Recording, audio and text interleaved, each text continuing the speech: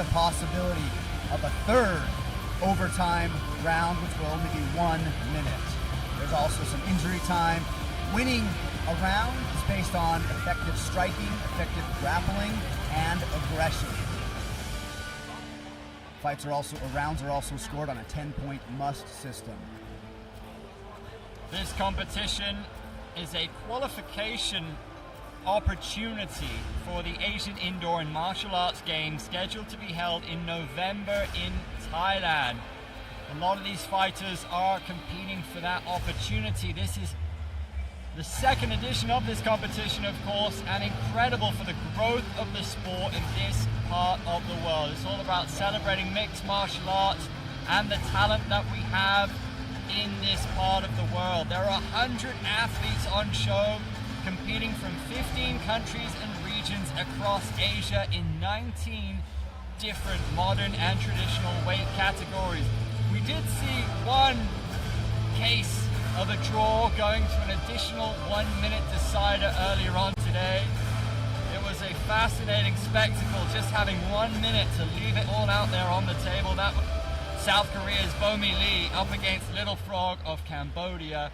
We've seen some fascinating applications of the rule set. We saw one instance where Cambodia's Kam Chit dominated his opponent and through his aggression was able to push his opponent outside of bounds 3 times, and if that happens 3 times, you get the win.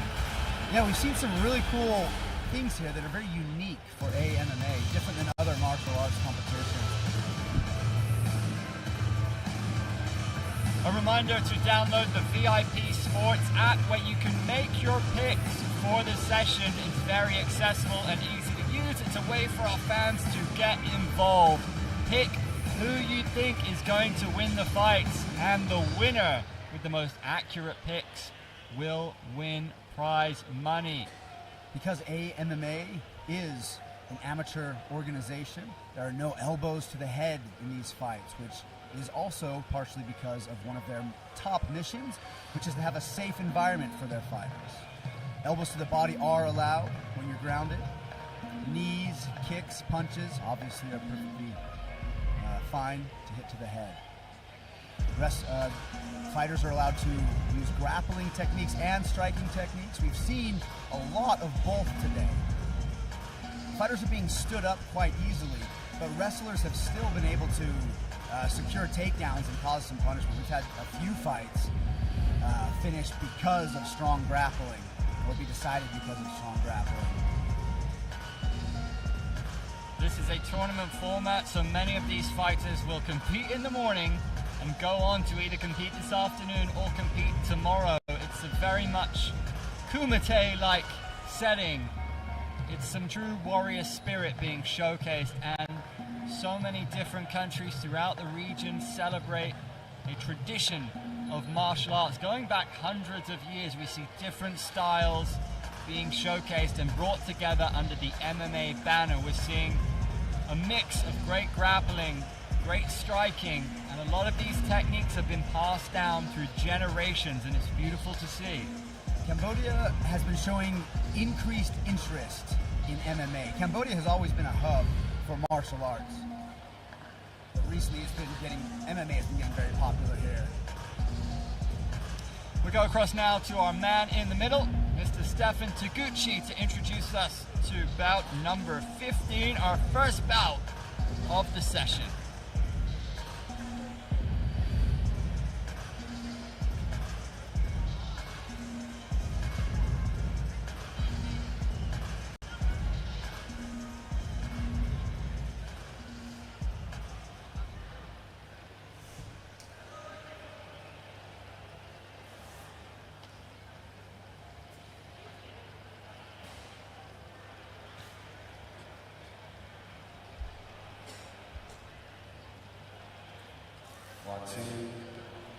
Sorry about that.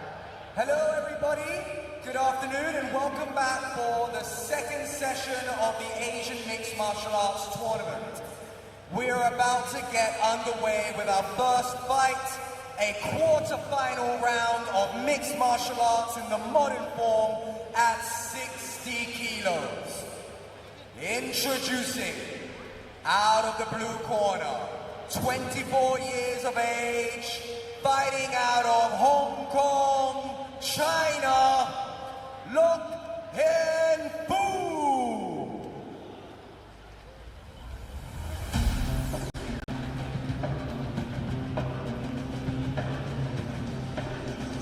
Look Hen Fu entering the arena for his first fight of the day.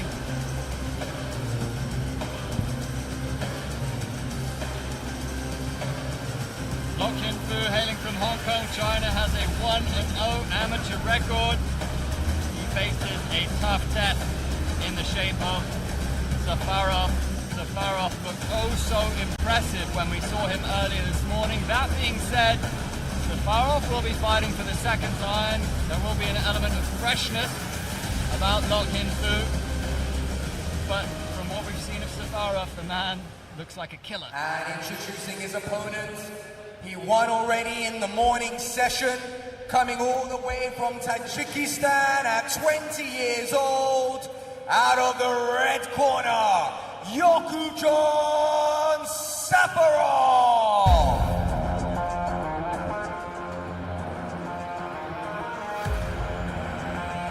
Safarov put on a beautiful performance earlier,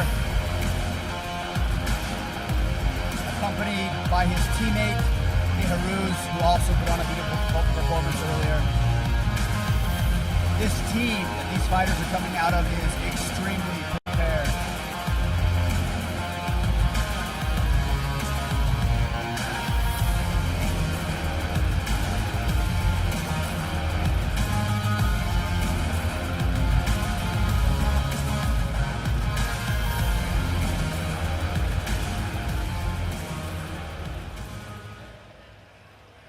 Our referee for this fight will be Zhang Shizhang.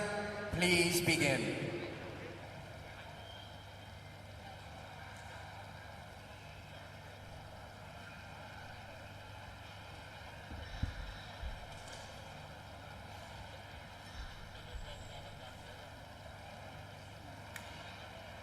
Both fighters looking ready to go, both looking very calm.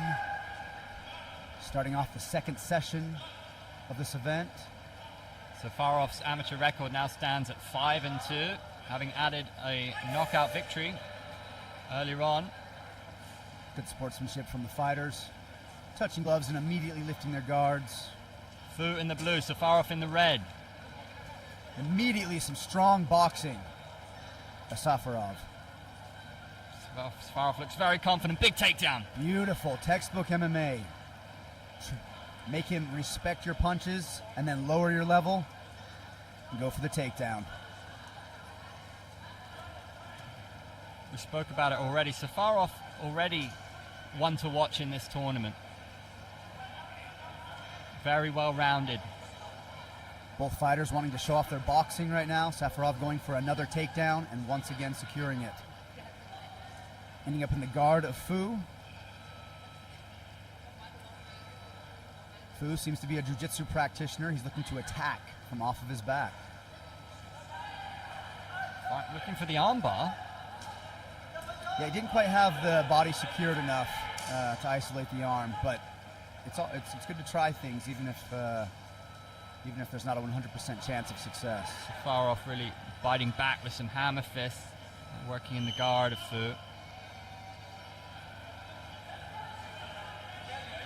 Coming back to our feet, not sure why, but it's all good.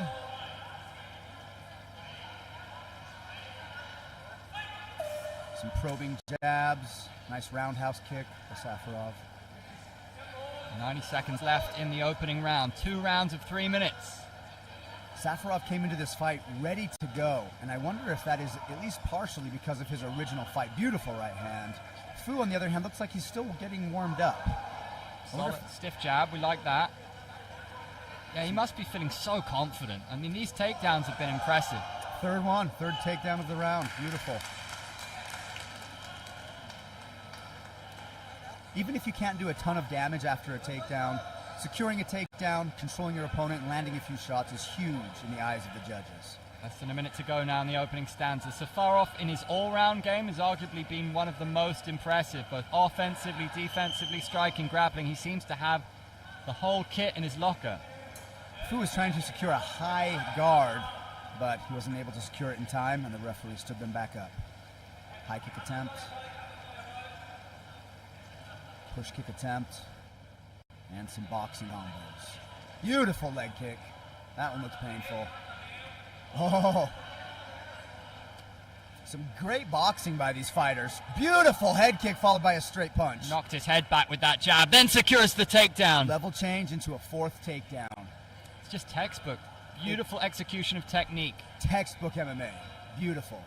Once again, Fu going for that high guard. It did not pan out for him in the other 2 times he was taken down, or the other 2 times he attempted the high guard.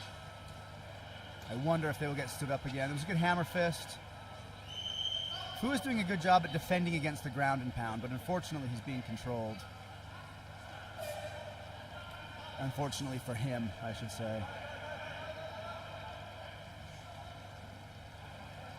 And that's the end of the round. Safarov's corner once more will be delighted with their man. He looks like he could go another 10 rounds. Yeah, he looks so fresh. His fitness must be phenomenal. He puts plenty of power behind his strikes, but he's never reckless with them. Look at all these takedowns, dropping his base, penetration step, takedown, textbook, and beautiful. Really impressed with the level from Safarov. Would not look out of place on any stage in the world. It's a delight to see the various talents from across the region showcasing their skills on the second edition of the Asian MMA Championship.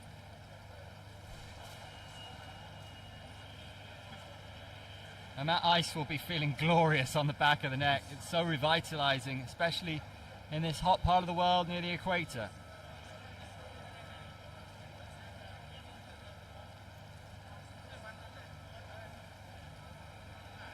Safarov looking so fresh. His opponent looks pretty fresh as well, but his opponent needed to take a seat. His coach is giving him some tips on boxing. Boxing has been a huge factor in this fight so far in the first round.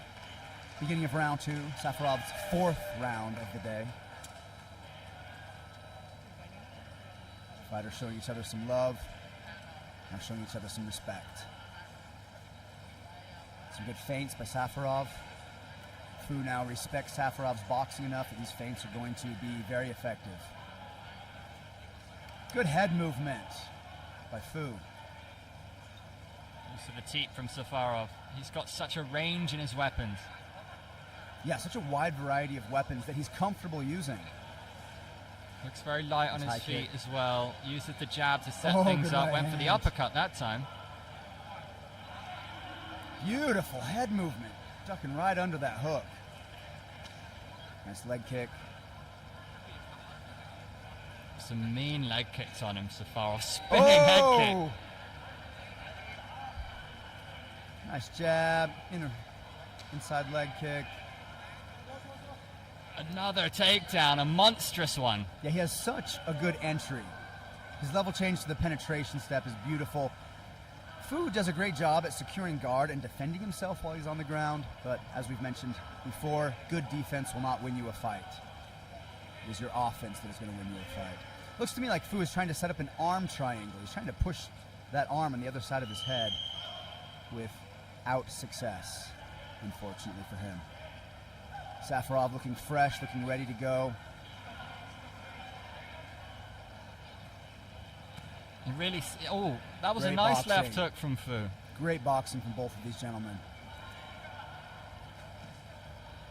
As we approach the second half of round 2, we see that neither of these fighters look fatigued. They both look strong and fresh still.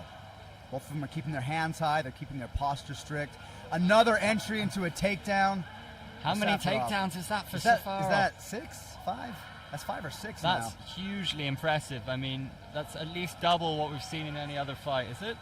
Yeah, and the thing is the ref keeps letting Fu come back to his feet, but Safarov just takes him back down again. The standing back up from the referee doesn't seem to be helping Fu very much. Fu's landed a few good shots, but Safarov has just put it beyond doubt with his striking, Good right hand. his wrestling. That's 30 seconds to go in the fight now. One thing I really admire about both of these fighters is that they're fighting. They're not running from each other. They're not risking going out of bounds. They're both putting pressure on each other. Beautiful head kick. We've seen a knockout from that kind of head kick earlier on. Fu finally stuffed a takedown. Clock ticking for Fu. It needs something very special to pull this back now. Yeah, as we approach the end of round 2, final seconds left. Another takedown it is. Another takedown with a beautiful outside trip. Going for that rubber guard. Just rubber guard variation. Safarov just oozes class. Just a true mixed martial artist. Yeah, that fight had to have gone to Safarov. He completely dominated. Fu put up a good fight. He's a warrior. Clearly has great fitness. You can see him now. He still looks fine. He still looks happy. But Safarov just had an arsenal of weapons that he was unloading in that fight. Yeah, the Hong Kong contingent looked pretty jovial. To be honest, their man landed some good punches and stuck around with arguably one of the best athletes that we've seen so far.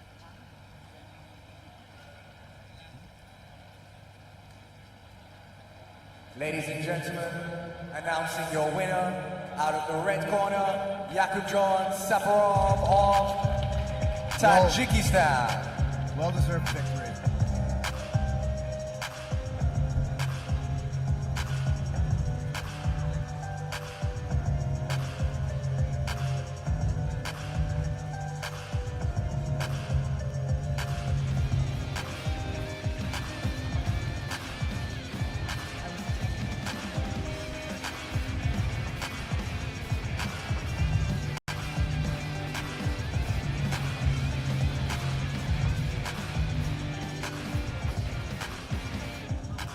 Beautiful use of the low kick. That's a head kick. Spinning head kick that didn't find the mark, but these takedowns with authority. Safarov was so confident in his grappling, and understandably so. How fit do you have to be able to pick a dude up like that and slam him with authority to the canvas? In my opinion, wrestling and takedown fighting. Oh, next fight. 77 kilograms, men's. Simon up again versus Hat Thi. Another Cambodian local facing off against Simon, who we saw in the first stage of today's fights. Put on a great performance, strong kickboxer and a strong grappler. Yeah, the all-round mixed martial artistry from Thailand's Simon Tracy was impressive. He's coming up against a very rich striker in Hat Thi. And for our second fight, we bring you another men's modern mixed martial arts at 77 kilos.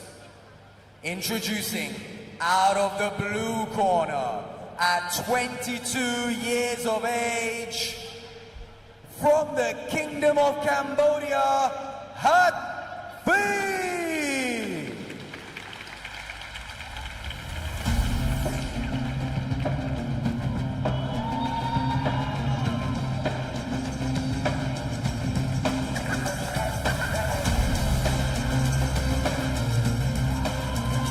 Hat getting a lot of love here today. Yeah, the atmosphere inside the Olympic Stadium has been fantastic for the Cambodian fighters, as you can imagine. Walking out with Chan Reach there of Cambodian top team. In Hat's corner is also Fernando, the grappling coach at Cambodia. And introducing his opponent in this round robin matchup. He has fought once already today, 27 years of age, coming from Thailand, Simon Tracy in the red corner. In his first fight, Simon showed us that he is a true mixed martial artist, showing that he is comfortable both striking and grappling. The difference, I suppose, between Safarov and Tracy is in the first fight, Simon Stracy didn't have it all his own way. You can see on the forehead he's wearing a bruise from earlier on. It'll be interesting to see how much cardio he's built up, how much resilience against a fresh and ferocious striker from Cambodia. Yeah, you can see Simon's forehead and also his right eye looks to be slightly swollen. Introducing your referee, Yang Su. Please begin the fight. These fighters that fight twice in a day are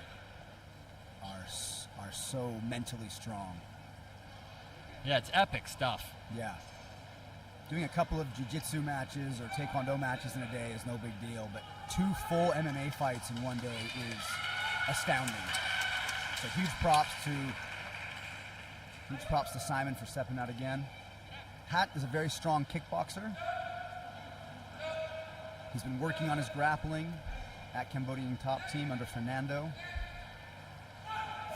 Hart will be looking to showcase that Kun Khmer style, but also showcase his MMA talents. Big overhand. Good right hand. Unfamiliar with the level change. Didn't respond to it and got taken down fairly easily. But he did a good job at wrestling back.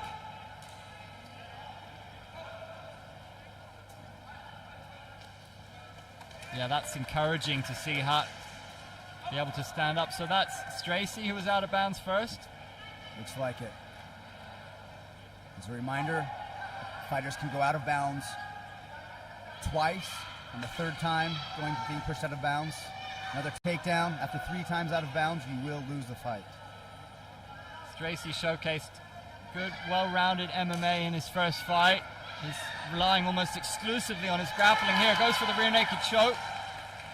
He's trying to secure that back position. He's trying to secure something called a seatbelt control, where you have an arm under his shoulder and then another arm over his shoulder. He's really high on Hat's back. What does Hat need to do to shake him off here? Hat needs to do what he was just doing. Butt in the air, hips up, and shoulders and head down. And then they call it shake the tree, shake him off. He wasn't able to do it, unfortunately, for him. Simon is now in full mount position. And he's doing something smart. He's not trying to just ground and pound. He's trying to secure control with some ground and pound.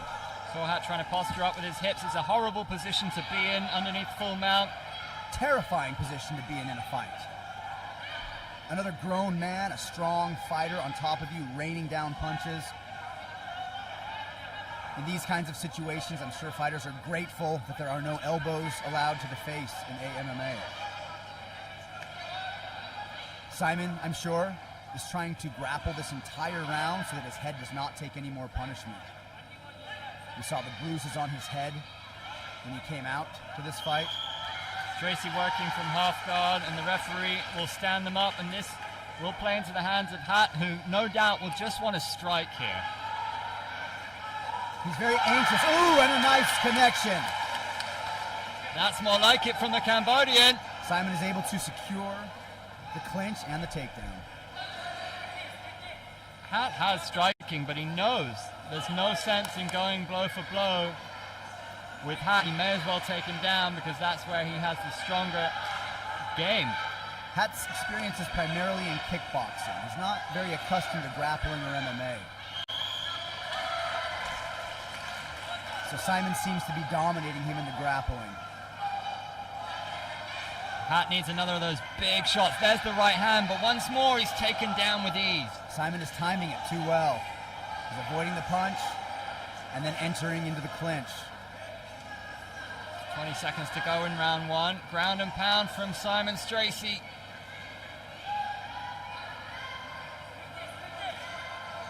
What's Hat doing well here? Hat is trying to stall. He's trying to essentially save himself from getting hit, which is smart. And with only 5 seconds left in the bout, this is a great way to end it without taking any more punishment. Great control from Simon on top, but he wasn't able to do a ton of damage while on top.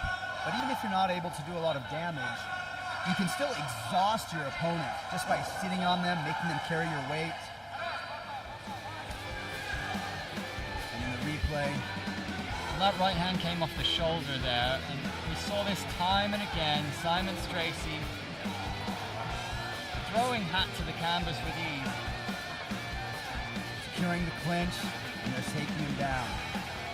Hat has some extremely strong striking, but unfortunately for him, he was unable to utilize it very well in that round. Hun Chan Reach, who's actually due to be fighting a little later on, has cornered several fighters already. What will they be saying? Surely they want him to land a head kick or a big right hand and try to avoid the takedown. Much easier said than done. If I were in his corner, I would be telling him to set up his strikes with feints. He seems to be rushing into his strikes, trying to land bombs. And that's giving Simon an opportunity to slip, clinch, take down. Excellent point. If you can get Simon to freeze in place with some feints, then follow up his feints with some strikes, I think he'll have some more success. Let's see how round 2 plays out. Hat going for a takedown, surprisingly. Simon defending it pretty well, very well. I'm surprised to see that, I'll be honest, Chris. Yeah, Hat just tried to go for another takedown. That is very surprising. If I were in his corner, I would have told him to work on feints and also on circling away. Stick and move, stick and move. Side control secured by Simon. Controlling his posture nicely with that right arm. Landing some ground and pound. Just to show the judges and the referee that he's staying active.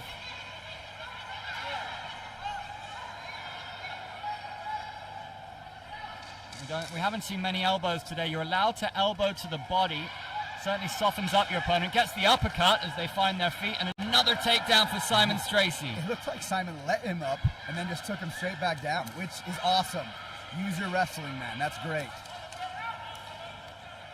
You can see that Hat is not in a lot of danger, but he's also being overwhelmed and can't really do much to fight back after being taken down. That was a beautiful shot from the Thai, it must be said. And as a mixed martial artist who has wrestling in his locker, it's such an advantage for a lot of Southeast Asian nations who are built on striking. Beautiful, hundreds of years worth of elite level striking. But the ground game is still fundamentally a new concept in Southeast Asia. We saw Hat on top for the first time for a moment, but Simon's grappling is too developed. He was able to get the reversal and re-secure a top position. I think Simon's experience is giving him the win this fight. His grappling is just too experienced for Hat. And again, it's those 1-inch elbows. I think we were discussing this yesterday, Chris. They suck the wind out of you, right? Yes, big time. And finally, we're seeing some elbows to the body. The first elbows we've seen today. Simon showing that he is a true mixed martial artist. Simon Stracy, again, showing dominance with his takedown skills. Beautiful level change, beautifully timed as Hat was trying to move in. In full mount now. He's going to end the fight in a dominant position. This is a nasty position for Hat. We're seeing some great ground and pound by Simon. There it is. He has this nicely secured mount position. And it looks like he's abandoning the mount. Almost seems more comfortable working from half guard or side control at times. Some fighters do. Some fighters do. Simon keeping control of the back. Well, there's no suplexes. You felt like you wanted to go to Suplex City for a moment. No slamming on the neck or the head in AMMA. Another beautiful takedown. It's almost rivaling Safarov with the takedown numbers at the moment. Yeah. Yeah, I think he's secured more. I think he's secured more than 6. I don't know how many that is, but he is dominating in the grappling. This all-round performance from Simon Stracy. Look at what it means to him. He lets out a roar there because I think he knows victory is secured. It's not a popular decision surely here. We're going to hear it officially. Of course, the host nation supporting their man, but he got out-grappled here and outgunned in mixed martial arts. Almost assuredly, Simon won that fight. It's got to feel great to secure 2 wins in one day.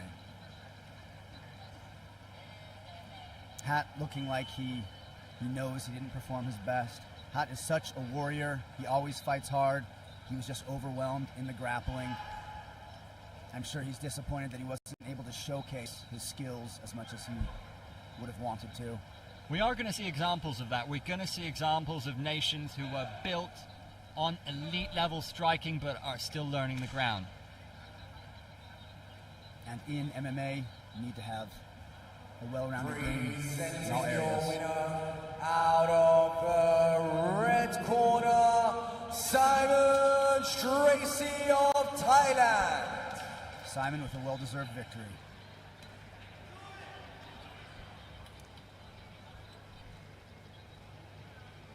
Great to see the love and respect between the two corners. Hat looking more disappointed than anything. And these highlights, well, we know what they're going to reveal. They're going to reveal takedown after takedown. Takedown.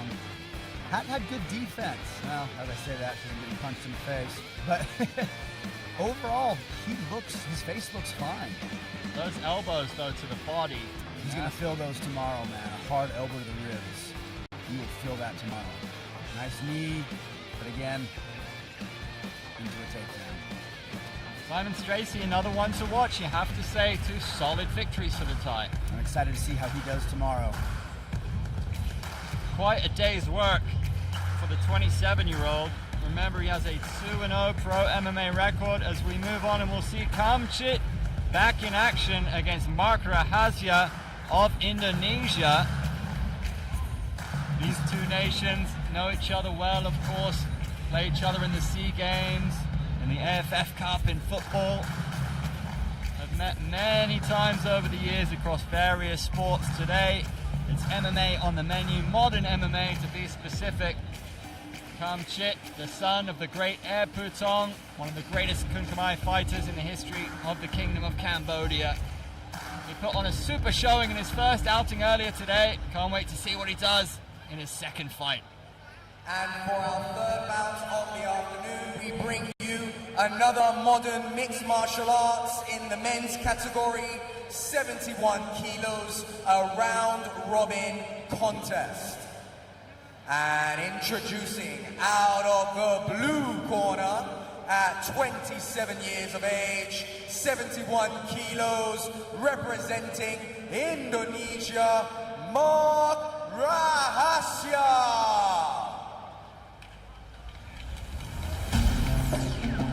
Mark weighing in about 4 kilos heavier than Kamchit.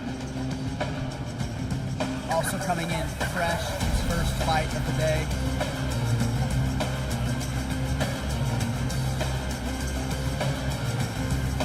Looking confident, looking happy, getting a lot of love from the audience.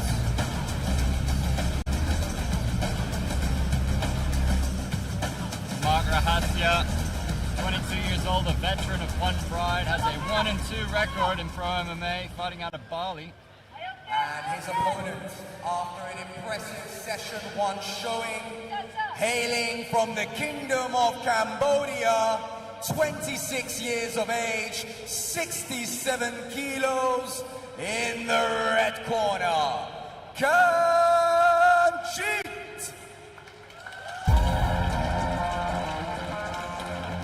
Kamchit showed tremendous pressure in his first fight, forcing his opponent out of bounds 3 times. And behind Kamchit is his father, Eputong. Fernando, Chan, and Eputong all in his corner. That's got to feel good. Yeah, these guys have achieved so much in martial arts in Cambodia and throughout the region. Some really key figures in the sport of martial arts. His opponent is coming into the fight off back-to-back pro losses. Our referee for this bout will be Yang Su. Please begin the fight.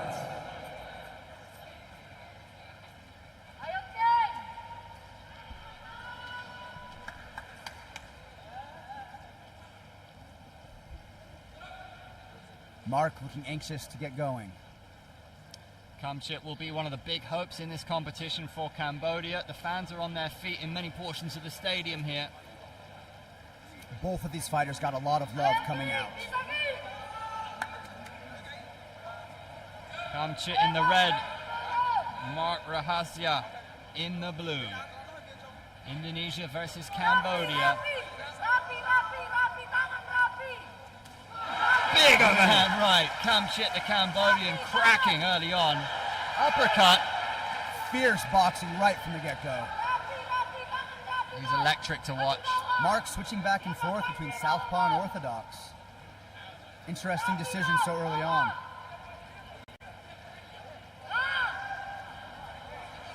Attempting a clinch and a takedown. Kamchit defending well thus far. Kamchit, despite being a strong kickboxer, seems to be strong in all areas. He's not afraid at all to grapple. Traditionally, Cambodia actually has a very strong wrestling culture, and I wonder if he has trained any wrestling. Kamchit, he seems to be pretty comfortable with the clinch. Very light on his feet. He's had over 200 fights in Kun Khmer. Spinning back kick from Mark, misses the mark. Kamchit stays active, constantly moving his hands, constantly moving his feet. Mark attempting a takedown again and failing. Lots of feints. Lots of feints from Mark that don't seem to be phasing Kamchit. Kamchit once again putting on the majority of the pressure. 90 seconds to go in the first round. Some hard hitters in this match. Kamchit perhaps one of the hardest. He has got dynamite in those hands. That's 0-3 for takedown attempts.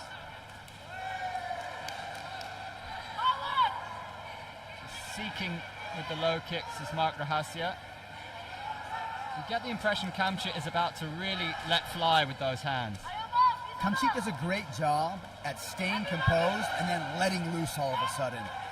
Composure, composure, composure, and then smash, smash, smash. He's got to be wary of that takedown. Rahasya's given him enough to think about. He's looking to set up a knockout blow. And Kamchit's doing a great job. He is staying wary of those takedowns. When we're seeing level changes, Kamchit is creating distance and then landing shots just like right that. Hand came off the chin. Such good distance control, such good range control by Kamchit. Less than 30 seconds to go in round one. Goes to the body on that occasion.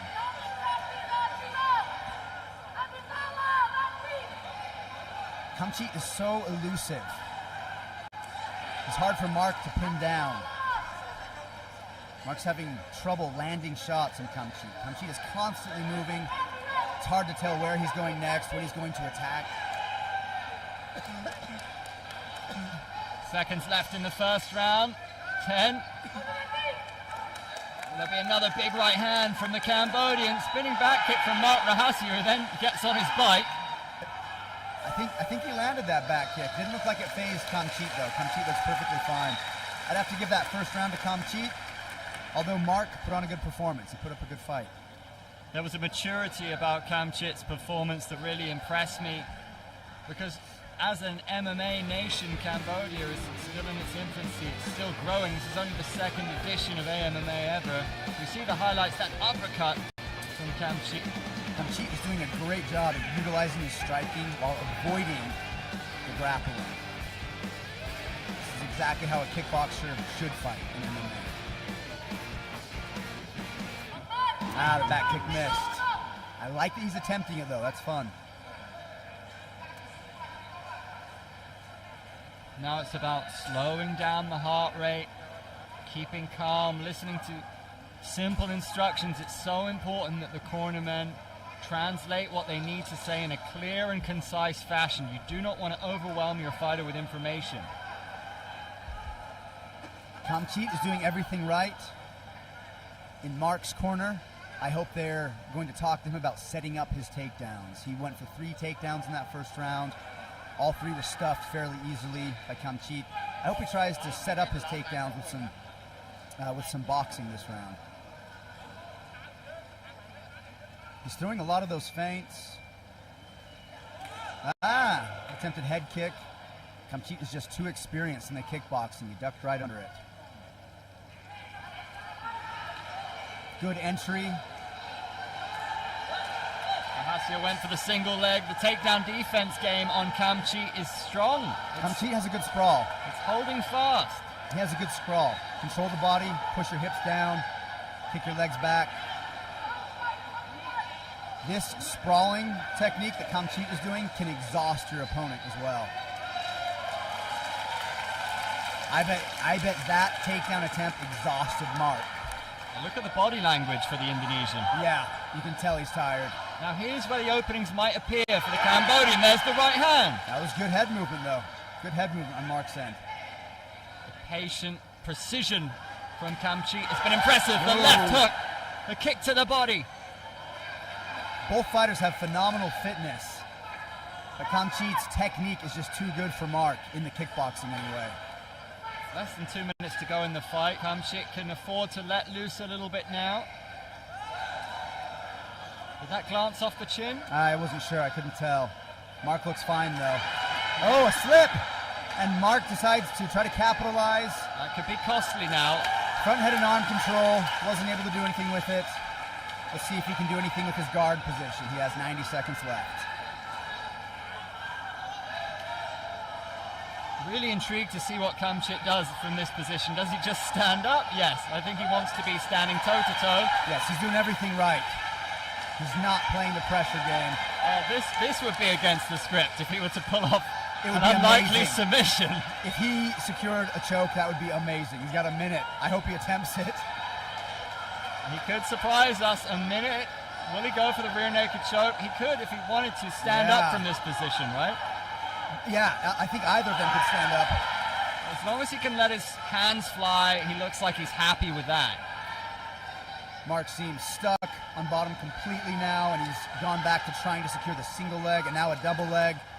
If he can cut the angle, he might be able to get it, but Kamchi just seems too strong. The overall control of the fight has been really mature and really impressive, showcasing his skills as a mixed martial artist and not just a legend of Kung Kamai. Yeah, Kamchi has done a great job in the grappling, shockingly great. Beautiful, beautiful boxing combo. Look how amped up Kamchi is. He's still moving like it's round one. He's always been a very fun fighter to watch. You expect an almost X-Men-like power to start shooting out of his hand. I know. Oh! Drops his opponent with 10 seconds to go. Hammer fist. Could he stop the fight? Kamchi looking for the finish for Cambodia. Mark trying to hold on in desperation for the last few seconds. Almost a definite victory for Kamchi. Beautiful performance. He has to be proud. Huge celebrations in the corner for Cambodia. Excellent performance. Incredibly dominant performance by Kamchi. Nothing against Mark, who showed great athleticism, showed great heart, and showed good technique as well. But Kamchi is just too experienced, too strong.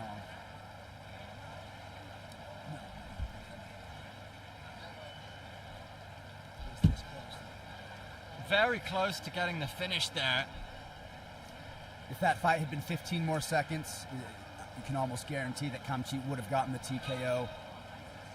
Mark was saved by the bell, so to speak. Very impressive performance by the Cambodian.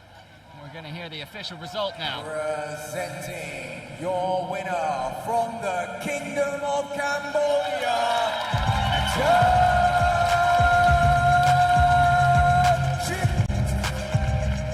Excellent performance.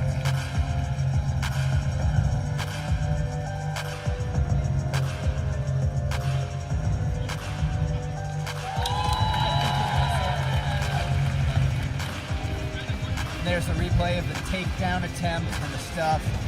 Here's the replay of Kamchi securing the top position. I think a lot of us would have loved to have seen Kamchi go for a submission, but he chose to end the fight in the way that he feels comfortable, with bombs, heavy hits. And you can't blame him because he is good at it.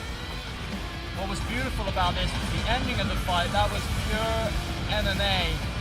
That's a skill you cannot showcase in Kung Kamai, so he's shown what a talented mixed martial artist he is. We know how good he is at Kun Khmer. He's one of the most celebrated Kun Khmer athletes in the region.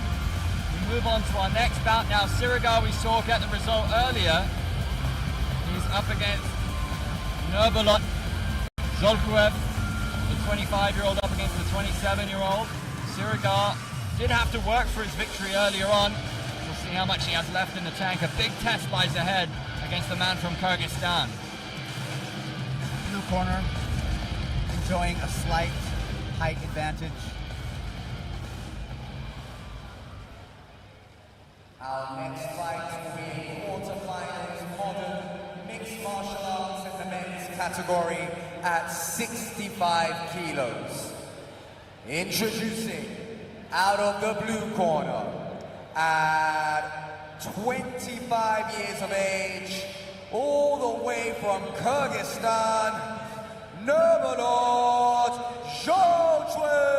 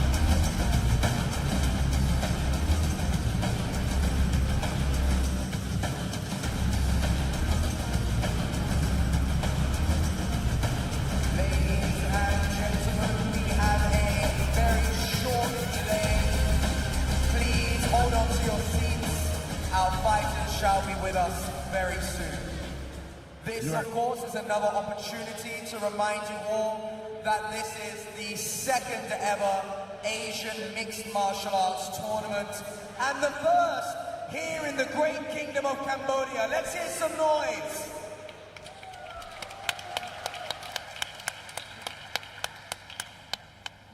Fantastic. So we had about 14 bouts already in the morning session.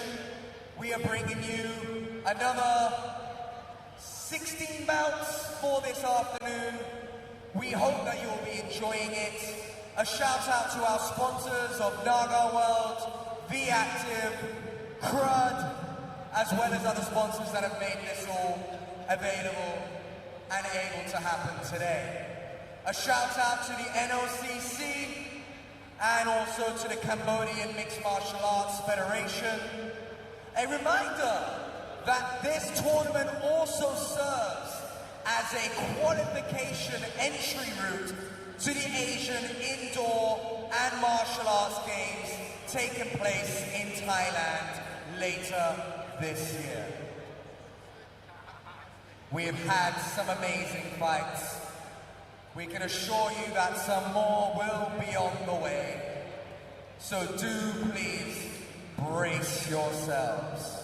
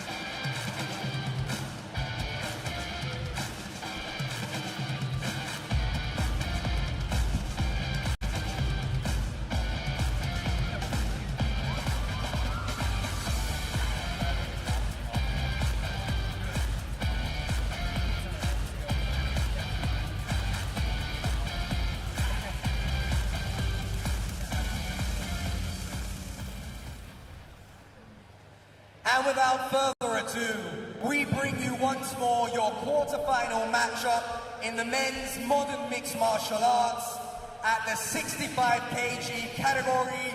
From the blue corner, from Kyrgyzstan, 25 years of age, Nurmulod Zholtwev.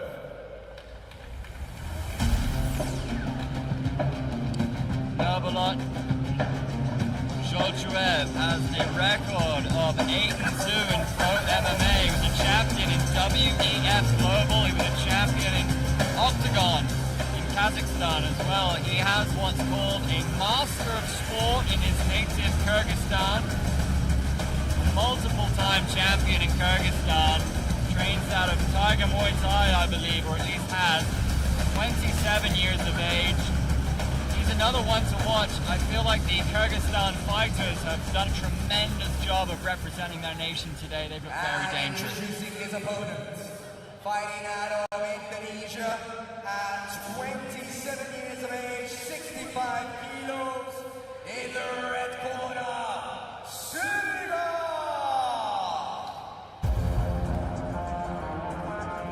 This is our second time seeing Sirigar fight today. Wrestling and grappling to secure him a win in his first match. And again, I am extremely impressed with the fighters that are coming out to fight twice in one day. Remember, Sirigar has real pedigree. He beat Robin Catalan via Anaconda choke, one of the best MMA fighters to come out of the Philippines. Also has a rear naked choke win over Egi Rostan in one championship. They called him the Magician. Got himself a win earlier today. Our referee for today's bout will be Panu Kusowong. Please begin the fight.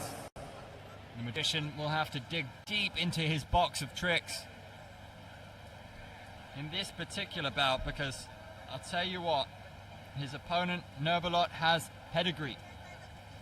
8-2 pro record coming to the table, and this is winning numerous belts, and we know how talent-rich Kyrgyzstan is in MMA. If you're over there winning belts, You are probably a really tough opponent. yeah, he's a dangerous man. But Sirigar's fought on one championship, fought some very good opponents and beaten them. And Sirigar is not afraid. He is coming in to fight.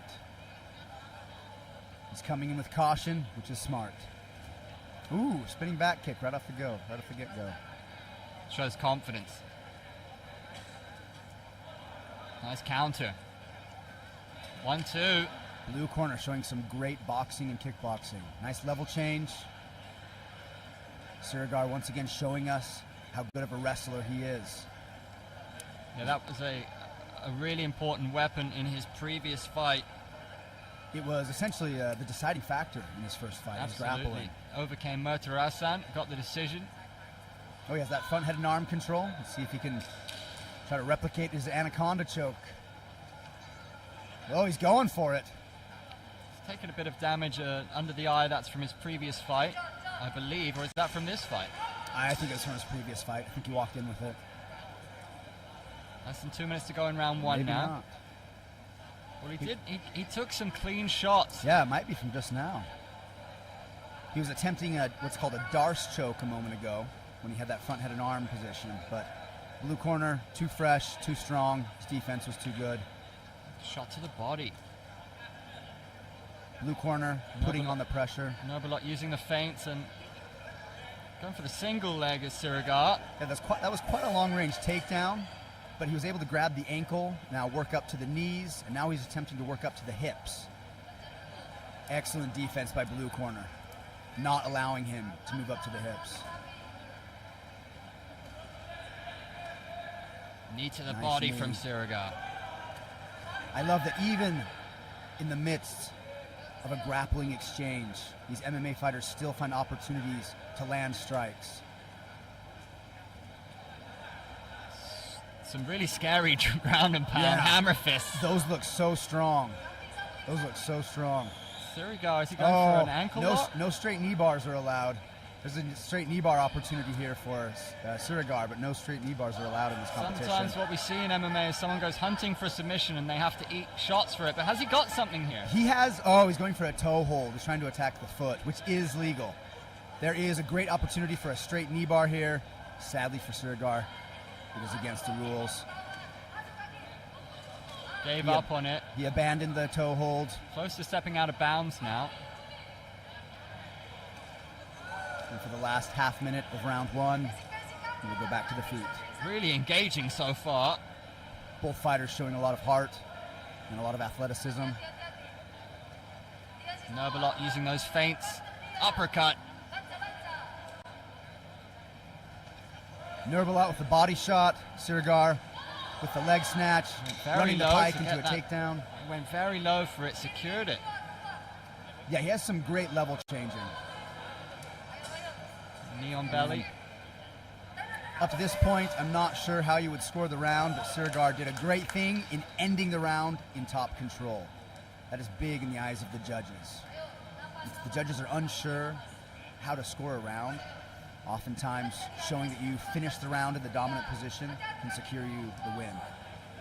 That being said, both fighters did great that round. Could have gone either way.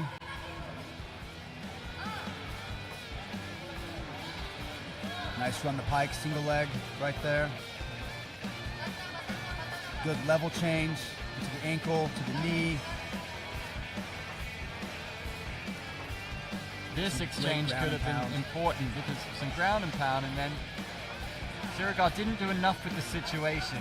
Yeah, unfortunately for him, even though he was able to secure a couple of takedowns, he wasn't able to do much damage afterwards. It's great to control your opponent, but the way you win a fight is by damaging your opponent.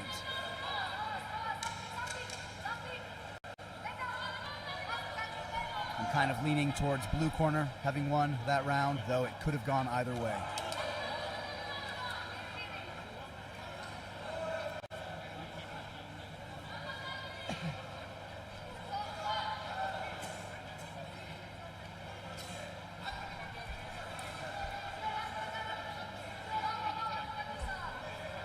Two 3-minute rounds. This is round two. Surigar now fighting in his fourth round of the day. Nurbulat moving his feet, moving his head, lots of jab feints, and some connection with his punching. Oh, and a spinning back kick that missed. Is that the second out of bounds now for the Indonesian? He needs to be careful. He needs to be careful.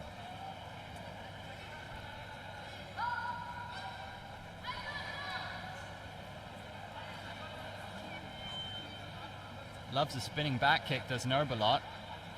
And so do the fans. Spinning back kicks are so fun to see. Surigar changing levels, going for the takedown again. Interestingly, he's trying to get him out of bounds. You saw Nurbulat inching backwards. He'll be aware one more out of bounds, and that's the fight. Great strategy by Nurbulat, getting out of bounds when his opponent has control of the waist, of the body lock. Getting out of bounds so they can reset and go back to where he looks like he's the strongest with his boxing. Another single leg entry. It's a pattern now for Surigar. He's climbing onto the back. Yeah, he has some phenomenal wrestling. Takes unbelievable stamina to perform some of this. Absolutely. It's hard to appreciate the amount of athleticism this takes if you're not in the fight. Oh, dang, he lost that. It looked like he was going in for a head and arm triangle. And out of bounds, reset for the last half of... Is that two each? Or is that just one for Nurbulat? I didn't see the referee give a warning like he did last time, so I'm not sure.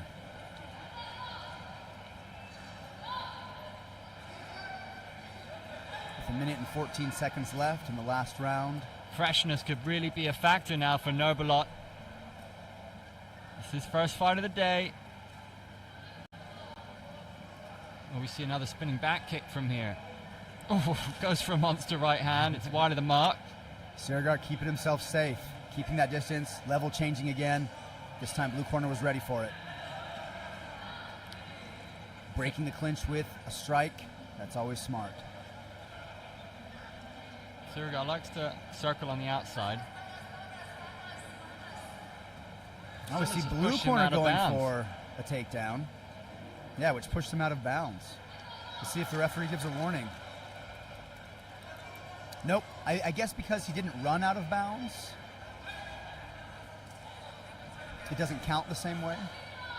Blue corner is ready for these takedowns now.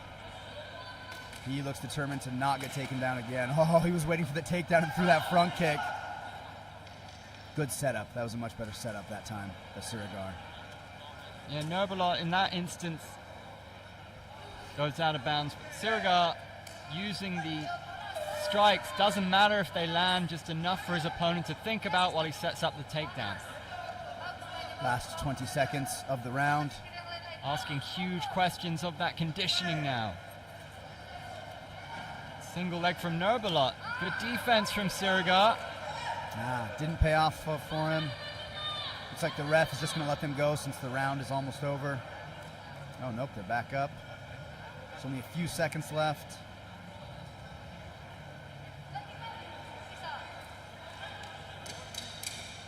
And there's the 10-second warning. Strong right hand. Strong left kick. Both of them being defended well, however. Excellent match by both competitors.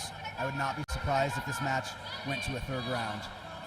Sirigar taking in some big breaths now. That is a huge ask for him in his second fight of the day. I wouldn't be surprised either if this goes to a lightning round, you know. Red corner definitely dominated in the grappling, but blue corner definitely dominated in the striking. The grappling is what won the fight for Sirigar in his last fight. We'll see if it helps him out again in this fight as well. If it pays off. Both fighters looking very tired. I'm sure neither of them want a third round.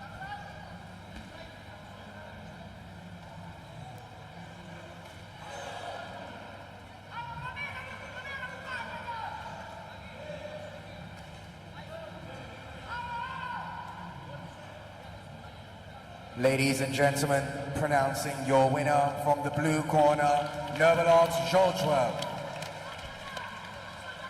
Nurbulat Zholtoev gets the victory. Did seem to land the more powerful shots. Sirigar did a good job with his takedowns, but perhaps didn't capitalize on them enough. Yeah, Sirigar, he should keep his head high. This is his second fight of the day. He fought like a warrior. He secured some takedowns. Unfortunately for him, he just came up short, but excellent job by blue corner. That was a good moment for the Indonesian, raining down hammer fists. And a lot of these highlights are actually the Indonesian as the instigator, but as I said, I did sense that the more significant strikes were coming from the blue corner. Seems to have a little more weight behind his shots. And there it is, he marches on. On the screen now, we see some of the traditional fighters going at it. And here is the next matchup for the contemporary fighters. Adya versus John Sultan, men 65 kilograms. 24-year-old versus an 18-year-old. We have some young bucks today. Similar height, same weight.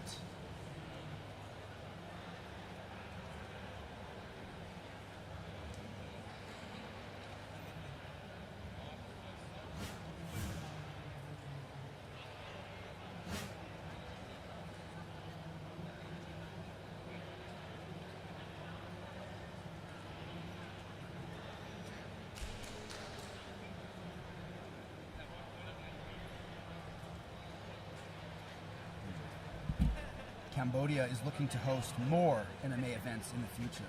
As early as this October, they will have the Khmer Mixed Martial Arts Prime Minister Award, which is an event that they're planning on inviting the whole world to.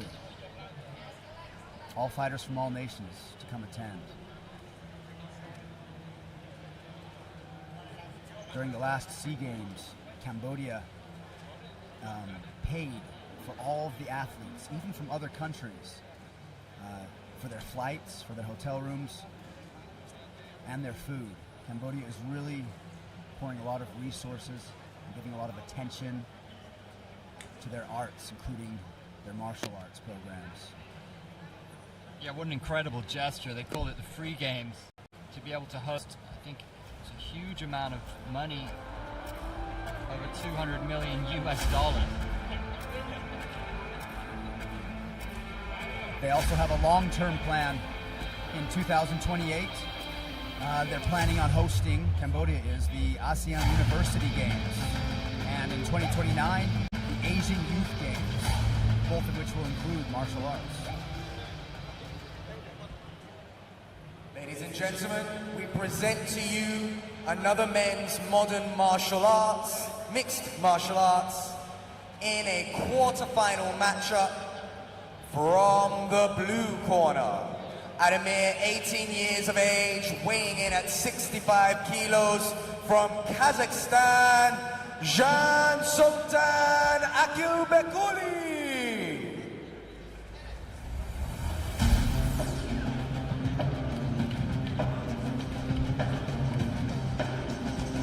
Jan Sultan, 18 years of age. What a place to be when you're a teenager on this incredible stage from Kazakhstan. His countrymen have represented well today thus far. Remember, in our first fight of the day, Aiden Sotobayev with a brilliant knockout victory in the first bout. Kazakhstan does have a rich martial arts history. And his opponent, 24 years of age, 65 kilos, fighting out of Mongolia, in the red corner, Adia Altangel.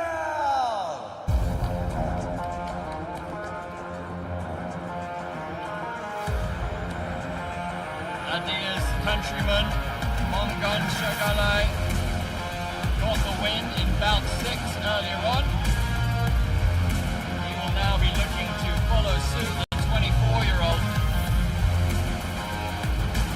Fierce warriors coming out of Mongolia, standing at 1 meter and 75 centimeters tall.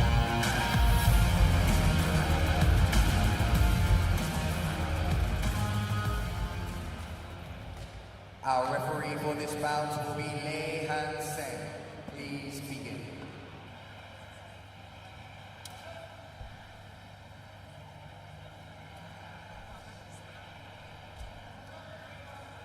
Both fighters showing each other respect, bowing and showing respect for the sport, for the referee. AIMAG promoting martial arts values such as respect. These two fighters both looking ready to go, though simultaneously looking quite stoic and composed. After a quick touch of the gloves, we see red corner immediately going for some punches and securing a single leg takedown. Excellent grappling defense by blue corner, however. And that's going to count as an out of bounds for Jan Sultan. There was a sense of nervousness when he was being stalked by the Mongolian. Oh, but he cracks him with the right hand. That was a shot. He caught him. And yeah, another. Got caught back, yeah. Front kick by red corner. Oh, and he catches him again. No nerves now. Jan And Sultan again. letting his hands fly here. Blue corner has some phenomenal boxing. Red corner grabbed the ankle pick. He's Blue clinging corner. to that arm. He's attempting an arm bar. He's not high enough. You need to be controlling your posture, your opponent's posture when you do that. But it was a good attempt. Showcasing his well-roundedness. It's good to threaten attacks, even if they're not perfect. Ooh, nice knee. Exchange of knees. Yeah, a little clinch battle going on. This is great to see. Yeah, Muay Thai style clinch fight. I love this kind of fighting. Jan Sultan will be pleased because what you want to do is out-knee your opponent in that scenario. Yeah. You get the point. Ooh, nice roundhouse. Right hand. Beautiful right hand. Red corner looks, a right and a left. Some Red corner dynamite looks punches. unfazed. But those punches did look dynamite. They looked painful. I saw red corner's head knock back. Yeah, red corner lands a left. Slick jab. Adia with the knee to the body. Again in the plum flower clinch. But he's marching him out of bounds. Referee will let that one go. This is the first time we've seen some plum flower clinch fighting in today's fights. Blue seems to just have phenomenal boxing. Every time Adia throws a punch, it seems like blue corner is just slightly out of range. His head movement and footwork. What about that footwork? So that was gorgeous. Yeah, his footwork and head movement are beautiful. Nice knee, but then he was tripped. Now, it's really interesting to see these out-of-bounds situations, because in that instance, I think that's going to count as his second out of bounds, because he was perhaps deemed to have purposely gone out of bounds. Yeah. If you both go out of bounds at the same time, often you don't get penalized. Goes for a double leg, secures it. Jean Chaltin has been very interesting with a minute to go in this opening round. The power in his right hand, also the mixed martial artistry that we've seen, him going for the armbar, securing the takedown, seems to be a talent at just 18 years old. And he's so young, yes, 18. And the fact that he's already learning, he already has such developed boxing, and he's clearly trying to work on his grappling as well. In a few years' time, he is going to be a force to be reckoned with. Tag the Mongolian with the left, and watch out for the dynamite right that just comes out of nowhere. The Mongolian swinging wildly, Adia. And check out the footwork for the man from Kazakhstan. Yeah, the Mongolian seems to be swinging with more desperation now. Again, into a clinch fight, in a knee battle. That was a big one. Yeah, nice knees. And you feel those in the morning. Blue corner's trying to defend them with his forearm, but you need to be trying to defend those with your posture. That being said, he was able to get control of the body and secure the takedown. Good for him. Full mount. Can he secure some damage on top of that takedown? He can. He's raining down ground and pound at the end of the first. Great, strong finish to round one. I think the boxing and the grappling were both slightly in favor of blue corner. And I think blue corner probably secured that first round.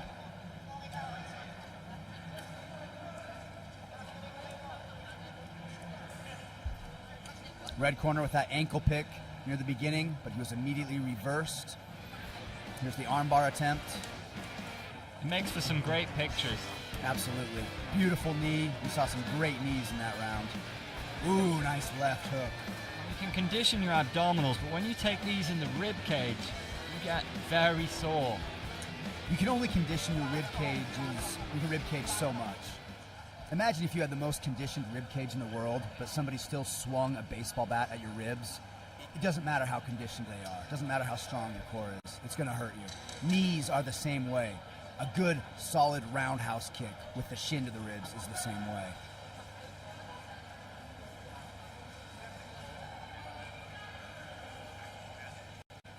Round two, both fighters looking good to go. Jean Chaltin probably edged round one. There's a hug exchange between the fighters. Much love. Great Good to see. sportsmanship. I love that too.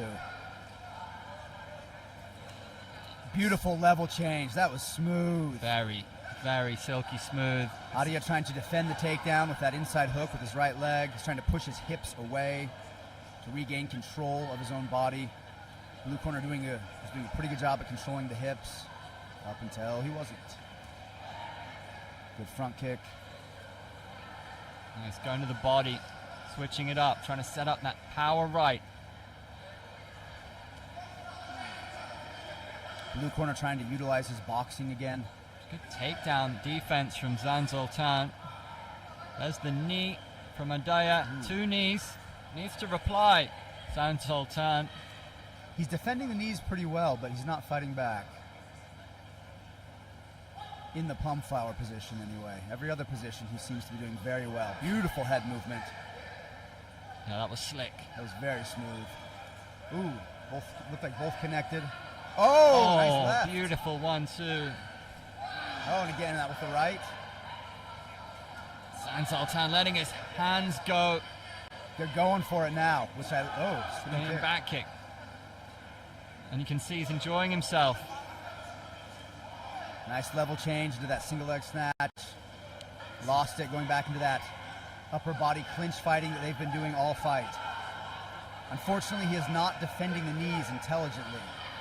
Blue corner seems very prepared in the boxing, kickboxing, wrestling. He looks underprepared in the clinch fighting, however. Yeah, Daya Altgangero scoring with these knees, clawing his way back into the contest. If I am Adia, I am trying to get that plum flower grip for the rest of the fight, for the rest of the last minute, 10 seconds of this round. It seems to be his most dominant position. Nice left by blue corner. Blue corner throwing that cascade punch with the right hand into a clinch and attempting his own knees. 4 knees without reply. That's much more like it. Yeah, that's what he wants. Oh, that one looked painful. Ooh, that one looked good. Some good back and forth clinch fighting. This is a really interesting battle. I'm loving every second of this, Chris. Unintentional groin strike. Fighters brushed it off. No harm done. I am loving this too. Clinch fighting is some of my favorite type of fighting. Oh, interesting takedown. Full right mount into the now. mount. Altgangero that stood up. He went for the ground and pound and he lost his balance. You see some fighters secure control before they do ground and pound. Ooh, nice head move, and he still got tagged once though. I think he wants to Max Holloway it. Both fighters are going for it, and I applaud that. Yeah, that's the Max Holloway. But the time's run out. Both fighters showing tremendous heart. Both showing a drive to win. Both very game individuals, it has to be said. This may have gone towards blue corner. That's how I sort of feel. It also might go to a third round. I think it's very possible to go into a third overtime round. I'd check out a lightning round of this, please. I would love for them to go a third round. In the event of a draw, we do go for a 1 minute of pure fire, all on the line. But I don't think it's going to go to that, Chris. I don't think so either. I think the judges made a decision, and I think the fight is over. I think it went the way Ladies of and Kazakhstan. gentlemen, presenting your winner out of the blue corner from Kazakhstan, San Sultan Akilmekuli. This young man has such a career ahead of him. Only 18 years old and putting up such a good fight. Phenomenal. Great performance. If there was any small criticism, it might be, as you said, Chris, just to sharpen up a little bit in the clinch, but he's got time on his side. The action was plentiful. Boxing by both fighters was great. Blue corner did more damage, however. He was able to connect more. When it came to knee fighting, I felt like red corner had the advantage. Blue corner seems like such a smart, intelligent fighter. I bet if he had one good clinch fighting lesson, that would never happen to him again. I think he just needs to learn a few basic control techniques for plum flower fighting. Because outside of that, he did everything so well, like a true mixed martial artist. Our next fight of the afternoon, Kon Lao Wat versus Wai Ho Kuan, fighting at 65 kilograms again. Both gentlemen the same age, both gentlemen the same weight and similar heights. Both of them are making their debut for the day right now.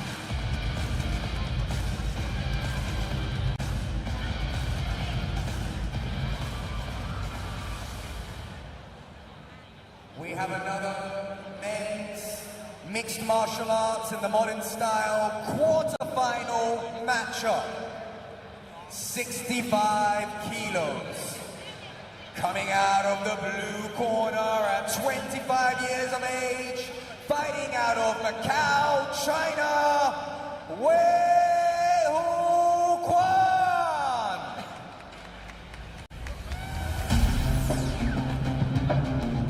This is my first time seeing a fighter from the Macau region. I'm curious to see how he does. I'm curious curious to see what his tendencies are.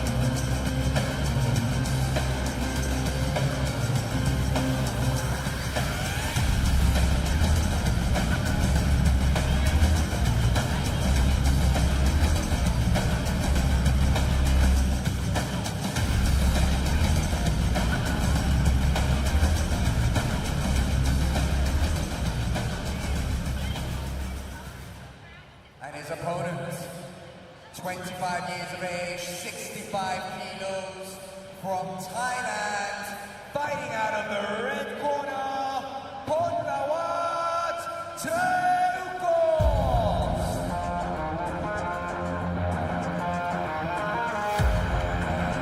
Another Thai fighter for us.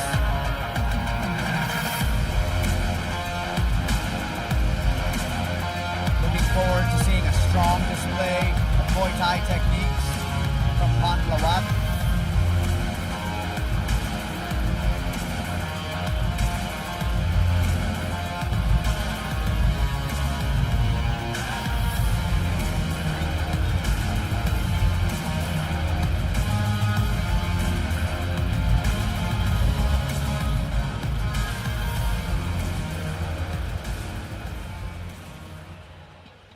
Our referee for this bout is Bolat Mukhanov.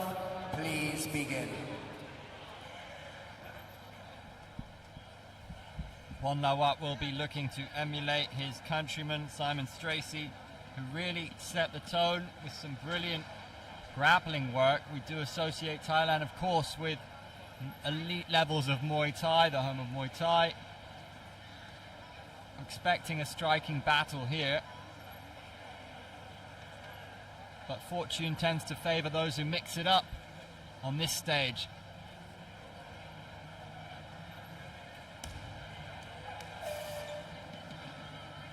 Both fighters ready to go. Both fighters enter the fight in an orthodox stance, an immediate throwaway roundhouse kick. Nice blue. inside thigh kick. Ooh, and that one landed. Followed by, oh, trying to stay in bounds. That was fantastic. It was almost like he was on the edge of a roof. These Thai fighters are clearly training their grappling. That takedown was beautiful. He cut the angle beautifully and got to top control. I am very impressed with the grappling of these Thai fighters.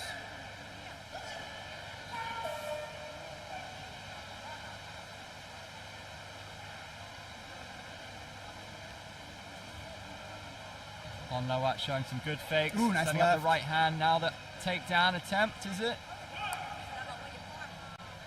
We got the takedown, but they landed out of bounds. I hope the referees still give credit to people that get takedowns, even if they have to stand right back up. A minute gone in the contest. A lot of movement from red corner. You can see his left hand doing a lot of feinting, a lot of rising and dropping.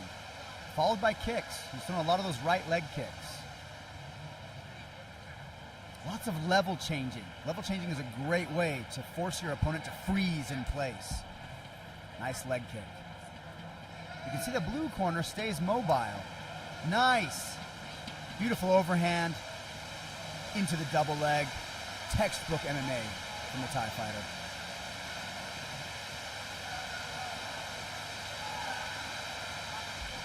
Thai fighter definitely seems to be putting on all the pressure in this match. Blue corner trying to hold his ground, but in his attempts to fight intelligently, he seems to be losing ground most of the time.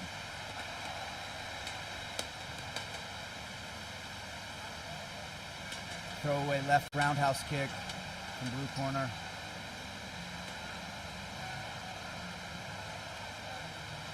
Some long range punches. A minute left in round one here. They look less as if he's trying to connect with those and more as if he's trying to keep his opponent away. He might be scared of the takedowns. He may have realized by now that this Thai fighter is not just a Thai fighter. He is also a grappler and an MMA fighter. Kwan has not been much of the aggressor in this contest. No, Red Corner's doing a great job at being a slow aggressor. He's not rushing in. He's slowly pressuring him but that looks great in the eyes of the judges. He's going to get penalized for going out of bounds, though. Looks a bit confused as to what's going on. Yeah, it was turned around a few times there. But in terms of the spectacle and the action, Nice. there is a positive note to seeing it so often return to going toe-to-toe. I like it too. As a spectator, I love it. As a fighter, I think it might frustrate me being interrupted so often. But as a spectator, it's very entertaining. Well, especially as a black belt in BJJ, right? Yeah, that would frustrate me if they kept making me let go of a guy. But I love watching these fighters throw down today. Yeah, and I've kind of enjoyed the the regular stops and resets. Creeping towards the end of round one now, 10 seconds to go, and we saw Ponlawat let go with his hands a little bit more, conscious And there's that the we're end coming of round towards one. the end of the round.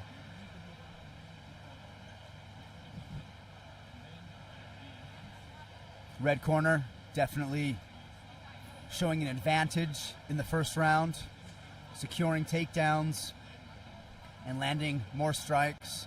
Blue corner did a good job at defending for the most part, and he landed several strikes of his own, but the pressure was primarily given by the Thai fighter.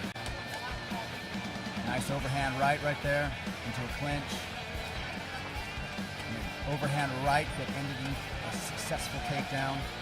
Jumping roundhouse kick. You don't see those too often. Good boxing by the Thai fighter.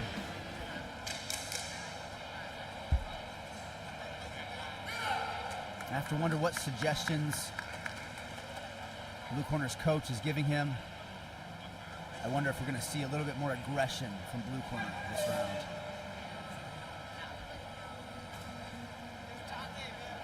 Ponlawat looks like he took round one, goes for the low kick. He landed several low kicks in the first round. Nice head movement. Slipping out straight, slipping another straight. Using that right hand. Beautiful. Hit high, drop your level, and get the takedown. Several times now he's secured the double leg, but into and out of bounds. Yeah.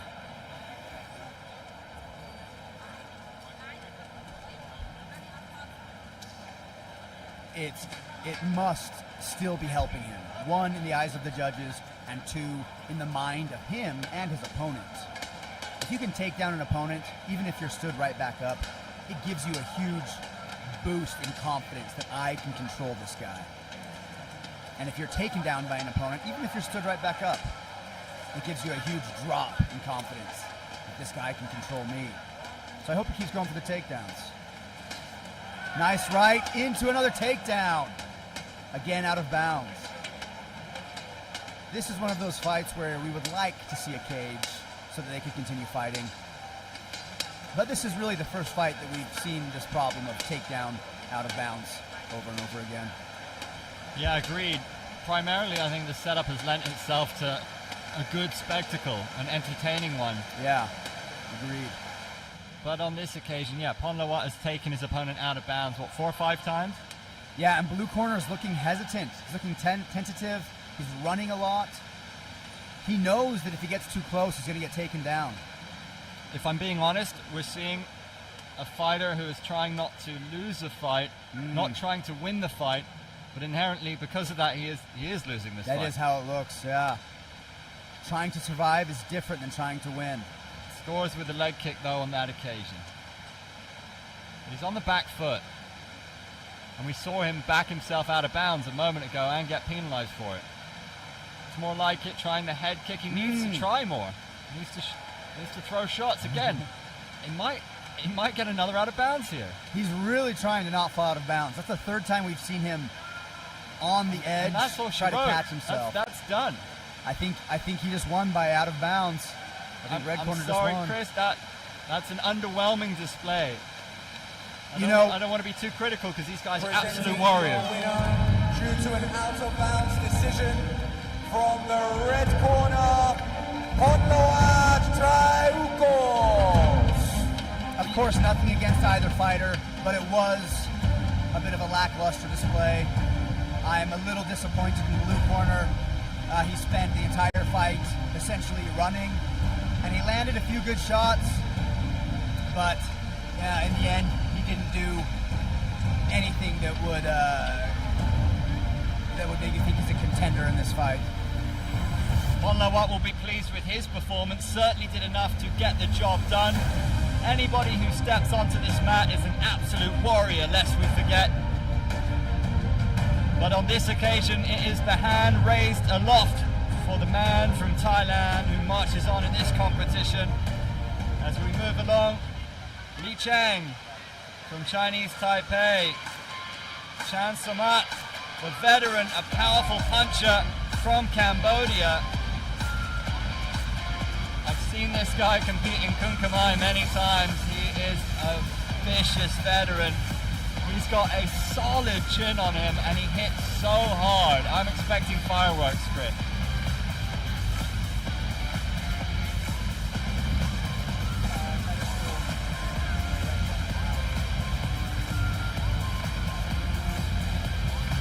We have an update for you. The red corner is out of this fight due to a medical emergency, which means I imagine that this fight will be a walkover for Cambodia.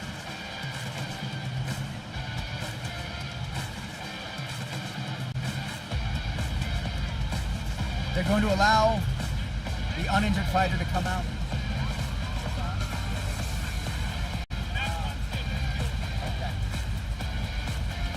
A revision, the canceled bout was actually from a different mat, from mat number 2. The fight on mat 1 is still proceeding as scheduled. The Thank Cambodians. goodness. So many twists and turns. I know. It's like a Hollywood movie. You guys are trying to give me a heart attack. I'm glad we get to see this. Ladies and gentlemen, Me too. we bring to you another modern MMA fight in the men's category. This will be a quarterfinal matchup at 60 kilos. Introducing your fighter from the Kingdom of Cambodia, fighting out of the blue corner at 30 years of age, Janet!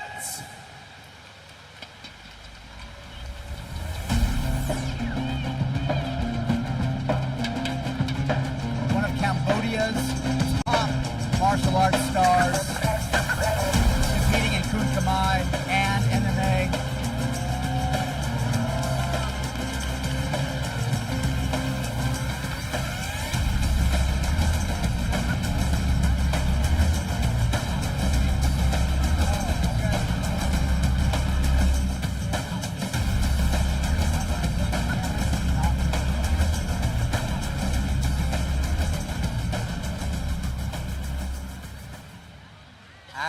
Presenting to you his opponent, fighting out of Chinese Taipei, weighing in at 60 kilos, 29 years of age, in the red corner, Li Chang.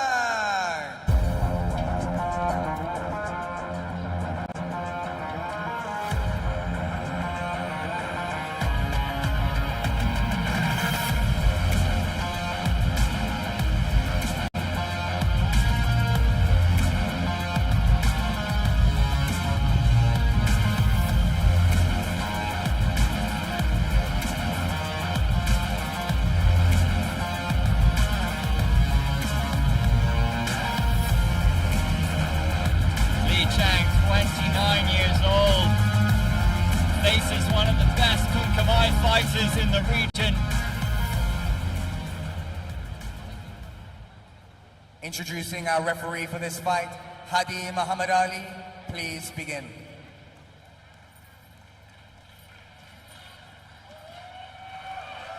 Our referees have done a phenomenal job. Very well-trained referees in this promotion.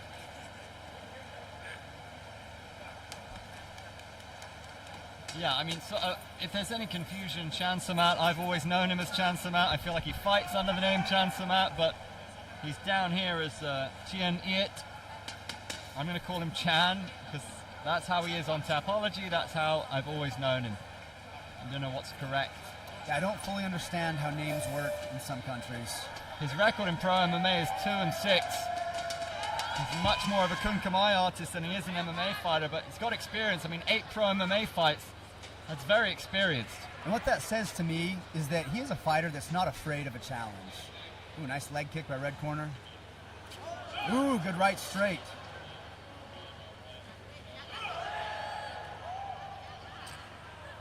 Both of these gentlemen looking to kickbox. Neither of them have a very wide stance, indicating that neither of them are really looking to grapple. Li Chang showing some clean strikes in the opening exchanges. Yeah, nice left there, nice clean jab. Oh, good right straight. Chan Samart cracks him. Hello, and there's the left hand in reply from Li Chang. Ooh, another left. Beautiful jab. Yeah, Li is finding those left hands quite well. Interesting how Li has his left leg forward, but he oftentimes puts his right hand forward. Opposite ends of the body reaching forward. Chan Samart is very durable, but he's got to stop eating these big jabs. Something we know about the Cambodian is that he can take a lot of punishment, and he's not afraid to take a lot of punishment. He's a tough guy. That being said, being tough does not win you an MMA fight.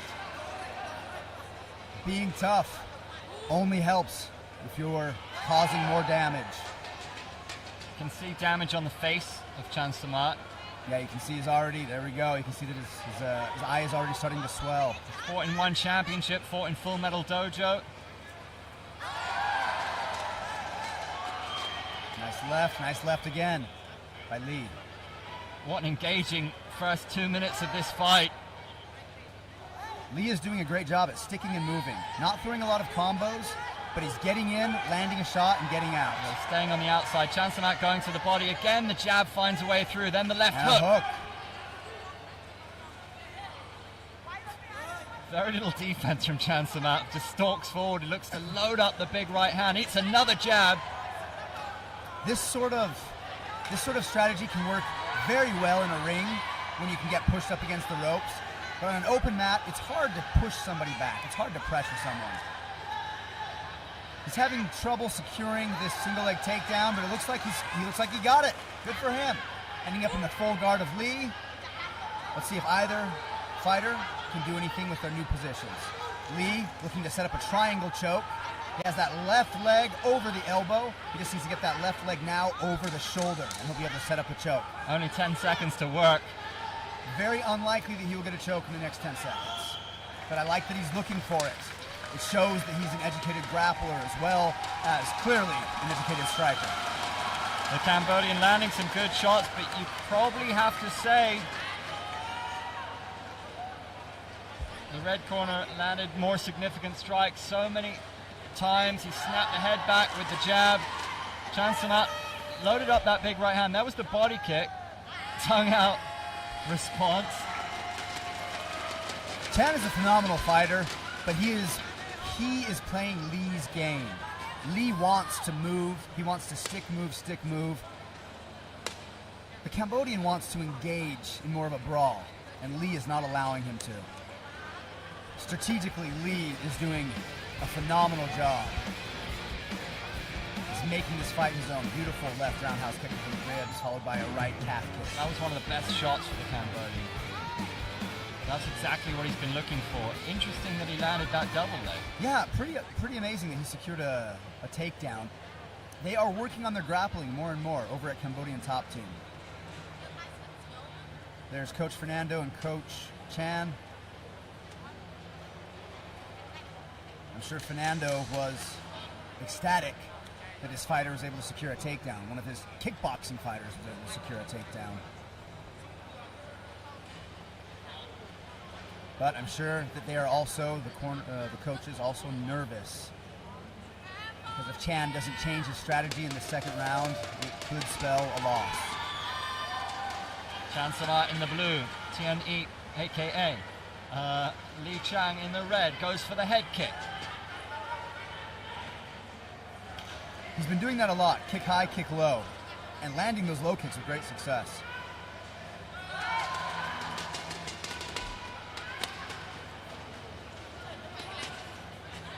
Nice check. Like you say, in Kun Kamai, we see more explosive exchanges inside the pocket, which suits Chan Samart's game perhaps more than a gentleman who will circle out. Lands the right on that one, though. Good right hand, good left hand there as well. Look at the movement of the guy from Chinese Taipei, backing away, circling out, It's a game of cat and mouse. Yeah, one of the downsides of Kun Khmer is that they don't have a lot of footwork.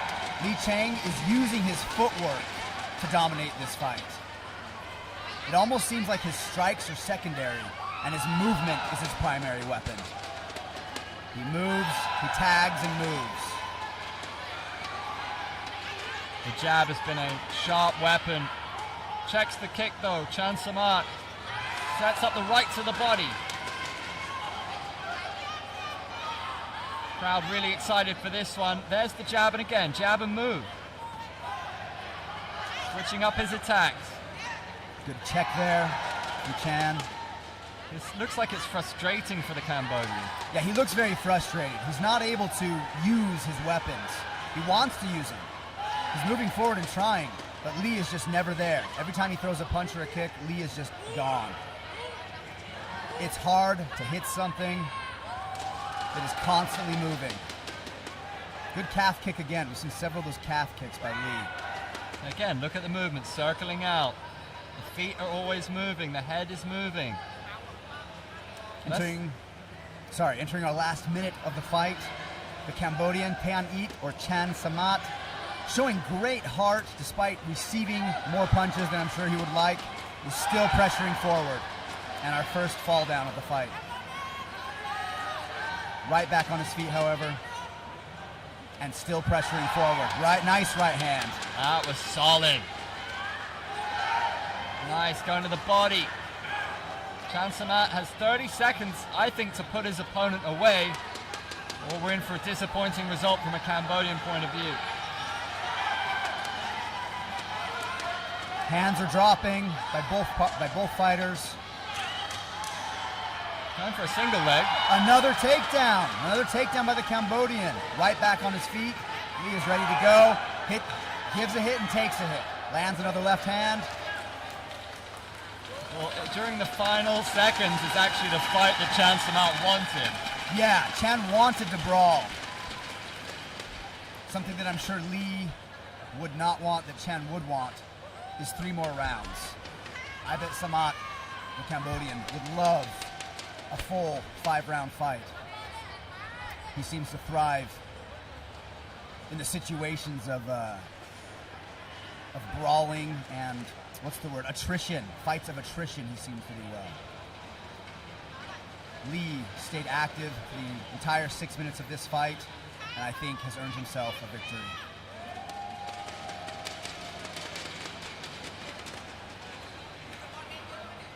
Ladies and gentlemen, we will be going to a 3rd round, 1 minute decider. I think we might have some Cambodian judges. It's going to be a lightning round. I, for one, am slightly surprised, but I'm here for it. I'm here for it as well. I can see giving that 2nd round to the Cambodian, though I still would have given both rounds to Li. Well, one thing you have to say is constant forward pressure, constantly moving forward, constantly being on the attack as opposed to constantly being on the back foot. And you could say running. In my opinion, he was evading in a technical way and continuing to work, continuing to counter and strike. He wasn't just running with no output. The difference there is that when he was quote-unquote running, he never even came close to going out of bounds. Whenever he was running, he was simply securing a new angle, and then he would land a shot.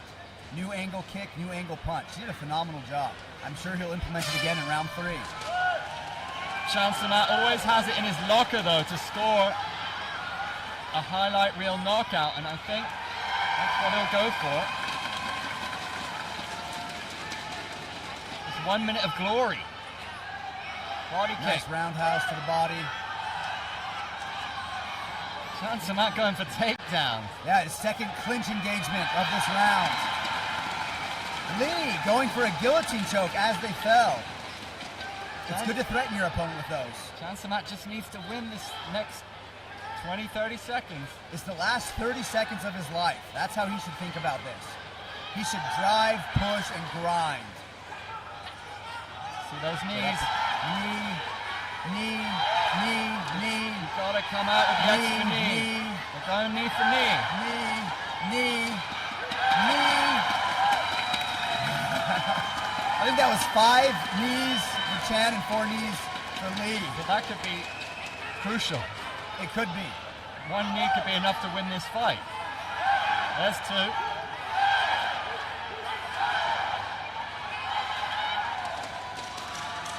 Lee looking much more exhausted than he did in the first 2 rounds. Well, intriguingly, Chan Samat might have had the better of this 1 minute of fire. Yeah, it's looking to me like this last round is going towards the blue corner. I'm fascinated to see how the judges saw this because Chan Samat's corner are celebrating. Yeah, that 3rd round could have gone either way. Excellent performance by both fighters, especially in that 3rd round.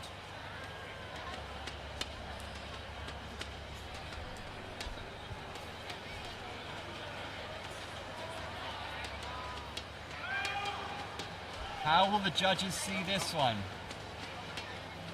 Honestly speaking, I did not see it as a draw over 2 rounds, but I might have seen it for the Cambodian in the lightning round. I'm not a judge. Ladies and gentlemen, presenting your winner from the Kingdom of Cambodia. Wow. Wow.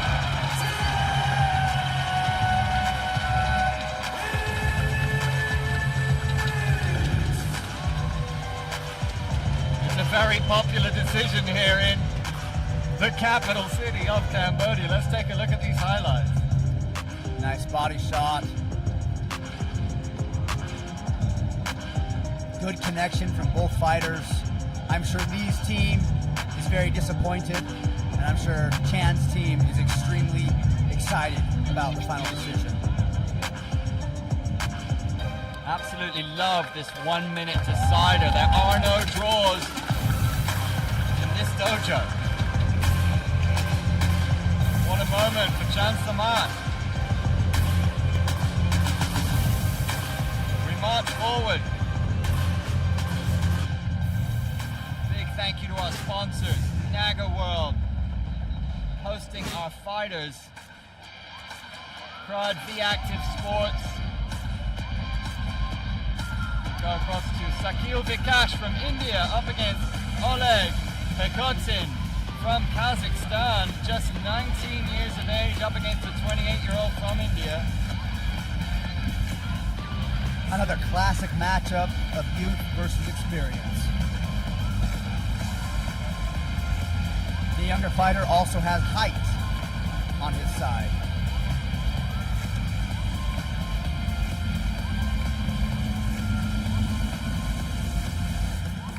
We have a packed stadium today. Both levels of the bleachers are full of spectators. Another men's modern mixed martial arts, a quarterfinal bout at 60 kilos. Coming in first out of the blue corner, at only 19 years of age, from Kazakhstan, Oleg Pekotin.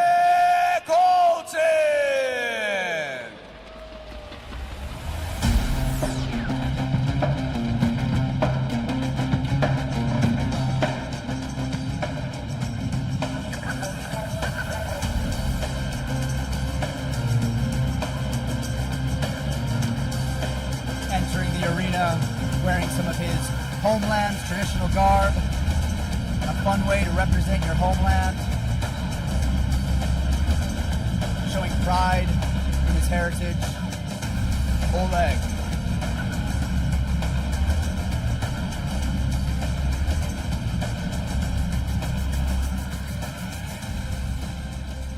And introducing his opponent, 28 years of age, 60 kilos, fighting out of India, in the red corner, Sakil Vikash.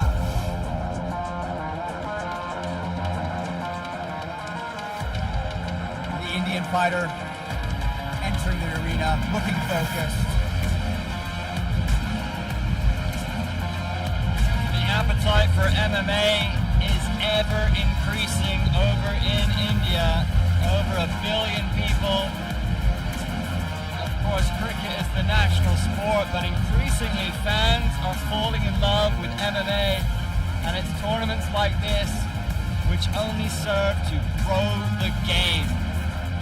This has been such an entertaining day of fights already. India still looking to get their first win on board. Our referee for this fight will be Yang Siu. Please begin.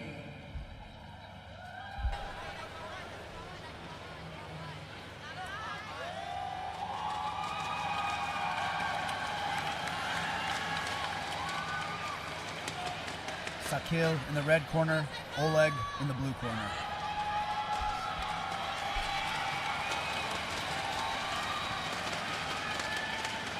Oleg, the 19-year-old with a 2-0 amateur MMA record.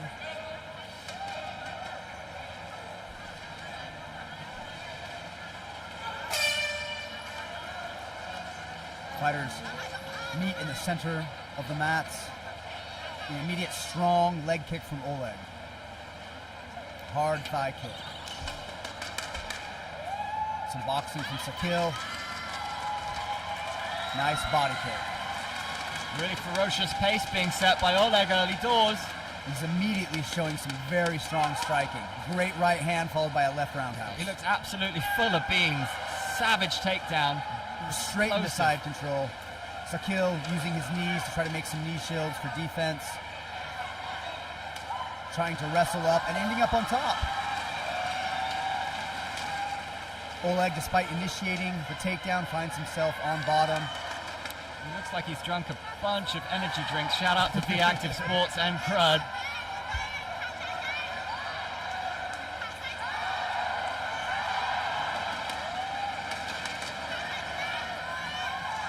Oleg doing his best to control Sakil's posture. If you can control your opponent's posture in this position, you can negate a lot of damage that they're trying to do. That bridge and roll, attempting to get to top position, but instead, both fighters coming up to their feet. Oleg jumping guard. How unusual. I wonder how strong Oleg's jiu-jitsu background is. It's pretty rare to see somebody who starts off with such strong kickboxing pull guard. You can see that he's holding Sakil's arm out. Looks like he's trying to set up a triangle choke. He had the beginnings of a triangle choke there. I wish the referee would have let them continue. You almost sense that Oleg wants this time to evolve his game. He's only 19. He seems to have so much confidence in his ability. That left hand there landed. He's explosive. He is unfortunately trying to use his jiu-jitsu more than his wrestling. I think it would fare better for him if he tried to wrestle and stay on top rather than accepting the guard position and trying to attack from there. Some knees from Sakil. Knees to the tailbone and to the butt do very little. They do very little to damage your opponent. Sakil still looking for any way to cause any damage. Very light and springy on his feet, Oleg. Looks ready to explode. And there it is, the right hand. Nice right straight. It's lightning. That's better from Sakil. Yeah, head kick. Oh! That's it. That's it. My Over. Goodness. My goodness me. Oh, What a that was knockout. beautiful. Oh! Showing off his athleticism and excitement. What a phenomenal finish for Oleg, the teenage fighter, teenage up-and-coming fighter. 19 years old from Kazakhstan, getting a stunning highlight reel knockout, showing some star qualities, both in terms of his ability, his ferocity, and his celebration. The medical staff coming immediately to make sure that the down fighter isn't too worse for the wear.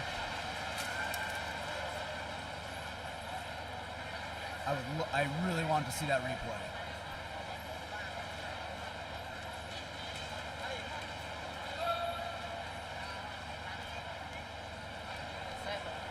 That was arguably the best knockout we've seen today. That was phenomenal. Ladies and gentlemen, due to a referee stoppage, we present to you your winner, Oleg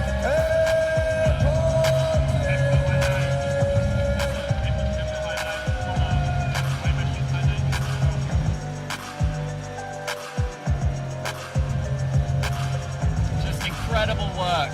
Another one to watch as we move forward in this tournament. Oleg Pekotin, remember the name, just 19 years old in this competition format. We march forth. Abilay, again from Kazakhstan, another young talent, just 21 years old, up against Chin Cheng Yu of Chinese Taipei, the 29-year-old in the 96 kilo category of modern MMA. Abilay enjoying a height advantage of 13 centimeters.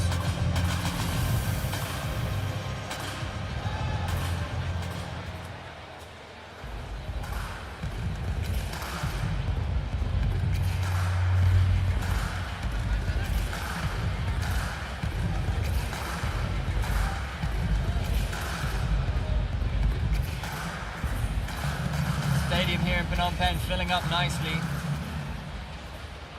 Ladies and gentlemen, we bring to you our next bout, a 96 kilo men's mixed martial arts semi-final. Fighting out of Chinese Taipei at 29 years of age, 96 kilos, in the blue corner, Cheng Yu.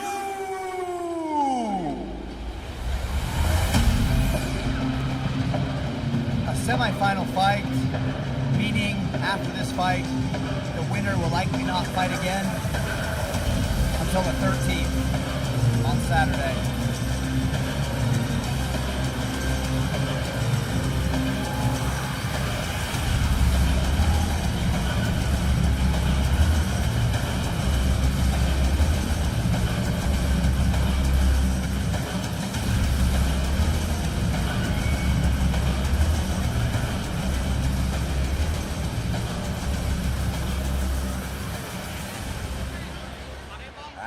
Introducing his opponent of 21 years of age, 96 kilos, fighting out of Kazakhstan in the red corner, Abilay Shakirvikov.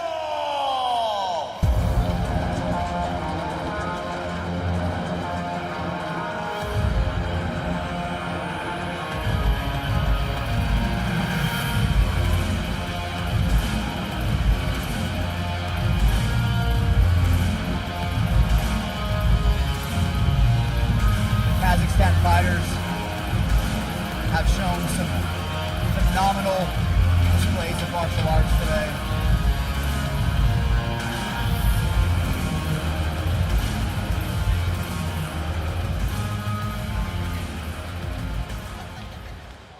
Our referee for this bout will be Ahmed Mahmoud. Please take the fight away.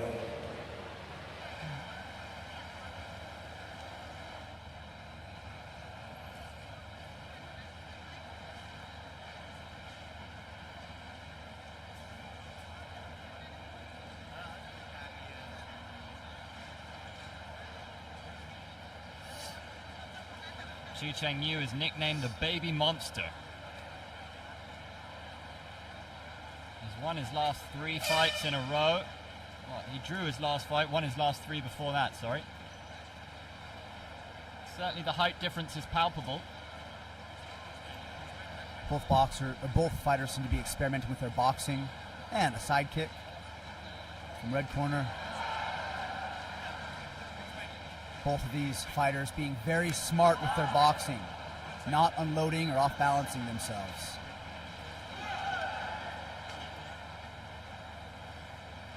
Controlled movements at the beginning of the fight. The blue corner is able to secure the clinch, and it looks like he's trying to take the back. He has his left hand on red corner's left ankle, And before he can break his base, the referee stands them back up. You will look to get on the inside. Use his power. Abele very rangy.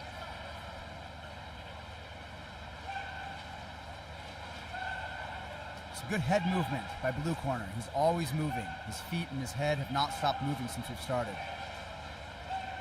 Seeing a little bit more stillness by Abele. Blue corner secures the clinch and the takedown.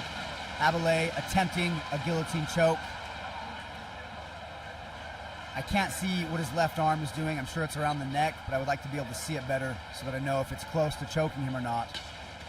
His right hand is grabbing his left hand and pulling on it in what we call a guillotine grip. It is very difficult to strangle somebody so early in a fight because their energy level is so high and they're able to resist so much more effectively than when they're tired later on in the fight. Referee stands them back up. Blue corner lands a front kick, red corner lands a straight punch simultaneously. A minute left in round one. You showing his experience so far. Abele a little bit more active on the output. Nice right hand, connected through the forearms. Inside thigh kick. Into a head kick followed by a punch. Nice variety showcased by the man from Kazakhstan. The Kazakhstan fighters have done superbly well so far today. Yeah, Abele is showing some good combos. He's showing good angles, good head positioning. Blue corner has phenomenal defense, though. He doesn't look like he's getting hurt from the punches. Yeah, Baby Monster needs to show off a bit more of his monstrous ways. Trying to feint with that tie hop. To no avail. Took a left hook, another left hook. And a right. Very difficult to get on the inside. It's an uppercut on his way in. Abele showing a tremendous kickboxing performance in this round. And I feel like that round likely went to Abele because of his superior boxing. You almost sense that, well, both these fighters have another gear to go, and I think we're going to see it in the second round. Yes, you can tell that blue corner still has a lot in him. You can tell he does not look phased.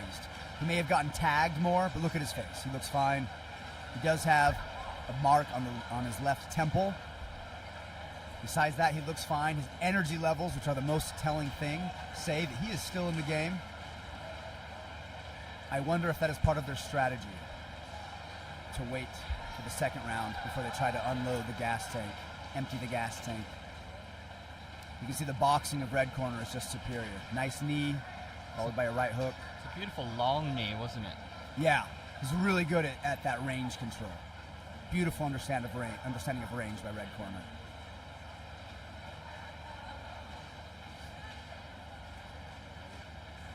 Kazakhstan's Abele Shakirbekov, 21 years old in the red corner, and Baby Monster, you from Chinese Taipei in the blue.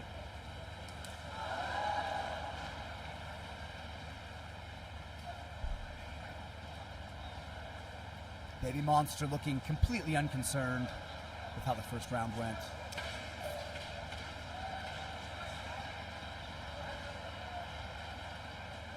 Both fighters still looking energetic, though both also seem to be more cautious. Some feints from blue corner. The feints aren't threatening enough to elicit a reaction from red corner, however. Nice right knee. Oh, followed by a right left to the head. Uppercut. Oh! Beautiful boxing combo. Abele letting fly with his hands. Beautiful flurry by both fighters. I feel like Abele got the better of that exchange, but I'm sure he also got dinged a few times. This is the kind of stuff that the audience loves, also the kind of thing that the judges love. It looks to me like Abele is setting up that right uppercut. So much rangier Abele Shakirbekov.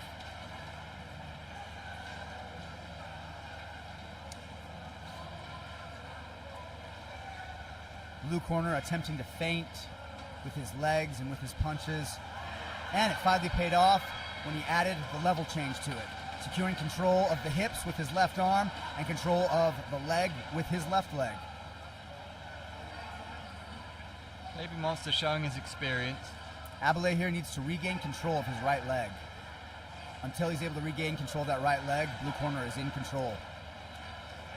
Secure a full mount. Dangerous position for Abele. Baby Monster, this is promising now.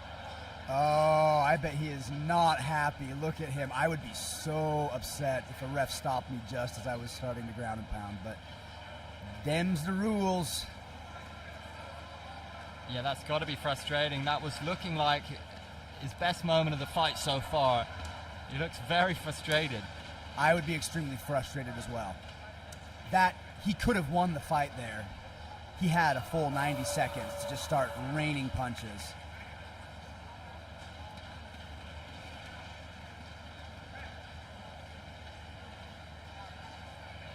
I am not sure why there is a sudden stoppage.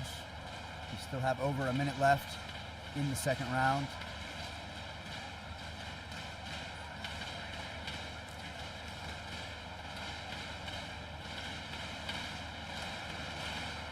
The atmosphere picking up in here. There's excitement building inside the Olympic Stadium. They will return to their position. Well, are they going to give the full mount back to the Baby Monster? That is fair. That is completely fair. Baby Monster earned that takedown. He earned that mount position. That's fascinating. So that they called back the referee and said, hey, you cannot take full mount away. Let's give it back. Intriguing.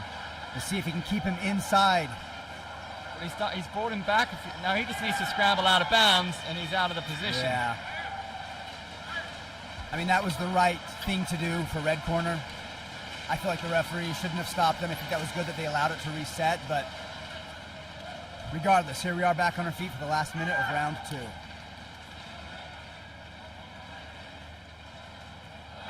Abele with a big knee and a left hand. Ooh, nice Baby left Monster from Baby landed Monster. his own left. Yeah. Hello. Another knee. Red corner is doing great with his knees. Nice low kick. Blue corner is doing a really good job at eating those strikes on his forearms rather than taking the damage to his body or head. Yeah, Abele seems faster with his strikes at this stage. More speed of thought. Abele seems to be the clear dominant striker. Teeing off on him now. They're going to war. We got some blood coming out of Blue corner's nose. Baby Monster. Another right hand. Took some clean shots. A snapping jab from Abele. 10 seconds left. Nice uppercut. I've seen red corner looking for that uppercut. Phenomenal striking in red corner, from the red corner. And they're getting a big reaction from the crowd. It's an increasingly full stadium here in Phnom Penh because, well, the Prime Minister Hun Manet is going to be arriving soon, and the action itself, with so many electric Cambodian athletes competing, has drawn in the crowd. The Cambodian Prime Minister is a huge supporter of the arts, including, obviously, martial arts.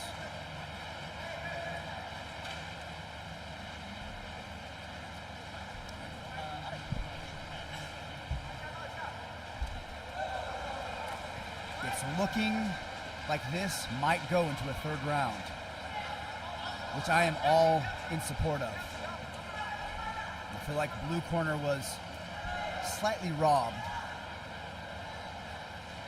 Ladies and gentlemen, we will be taking this fight to a third and final round. Let's hear some noise!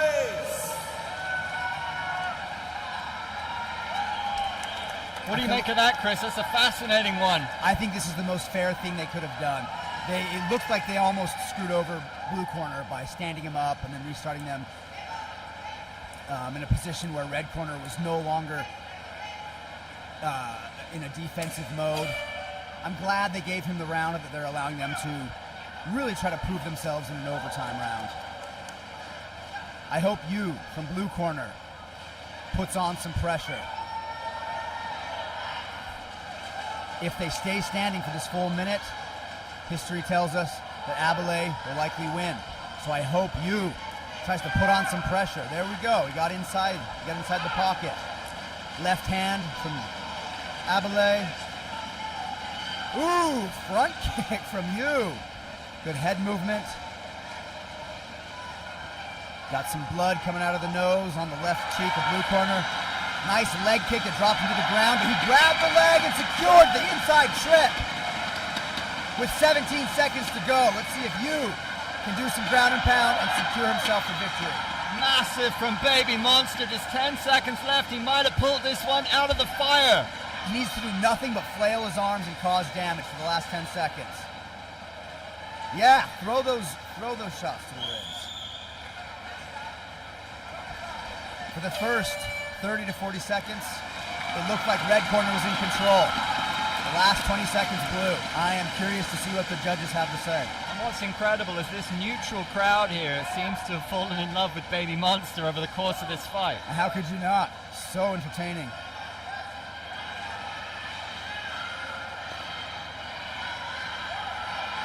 This could go either way.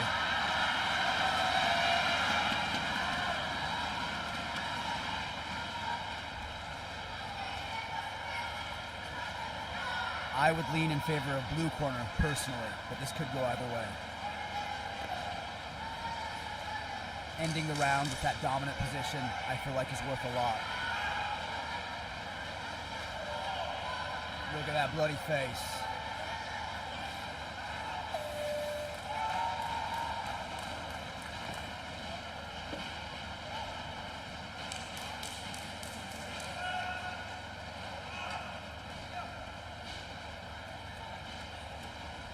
Looks like the judges are having a hard time making up their mind as well.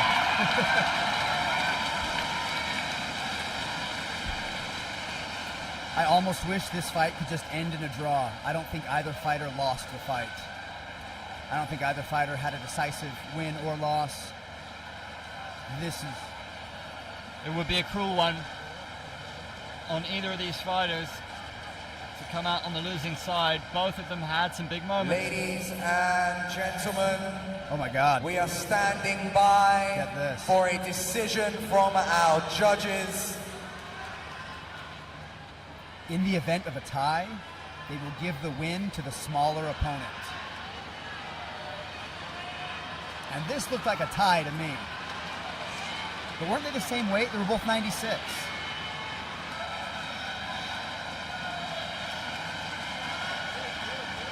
A winner by weight decision,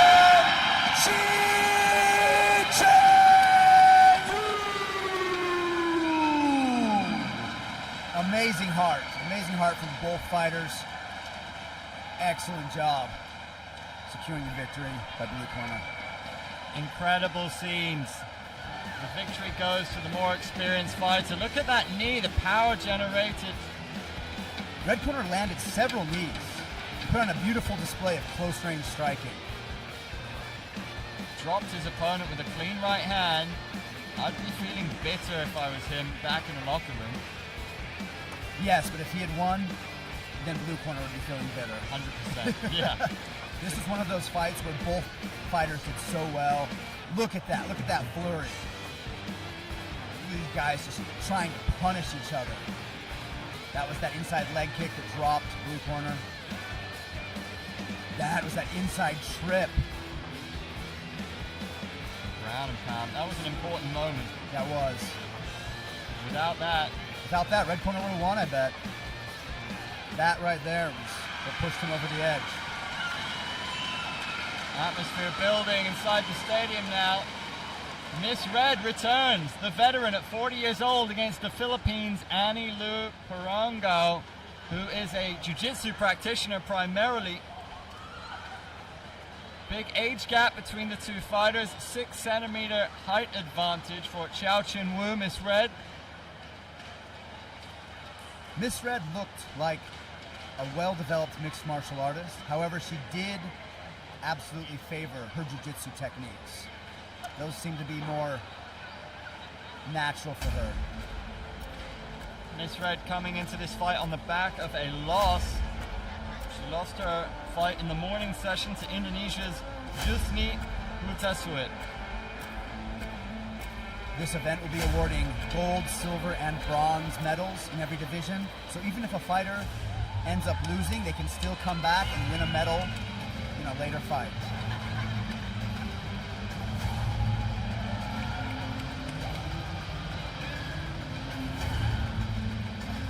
Some of the Cambodia team, Mersmio and Rin Sarot on camera. Revered. Maimol on screen.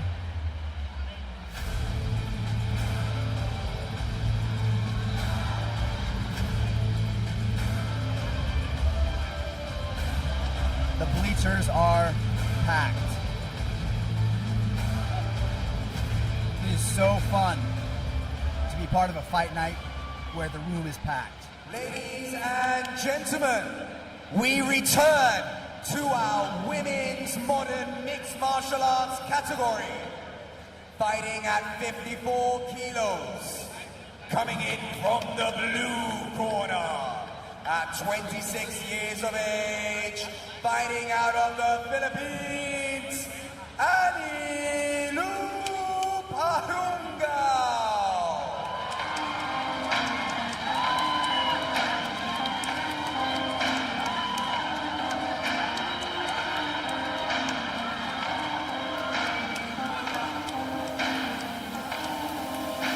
This is another round-robin fight.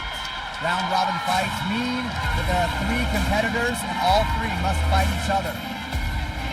Regardless of the outcome of their first fight, they will have to fight the next opponent.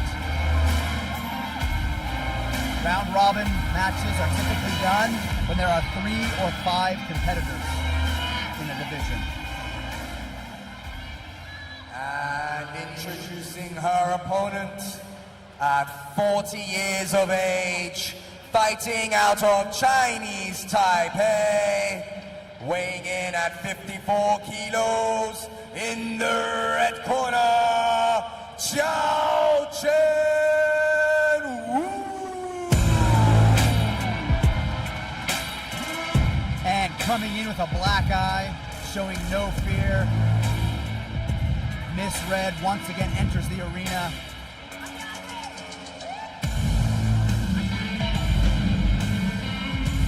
Again, I have so much respect for these fighters. They can do 2 MMA fights in one day. Astounding. Amazing heart.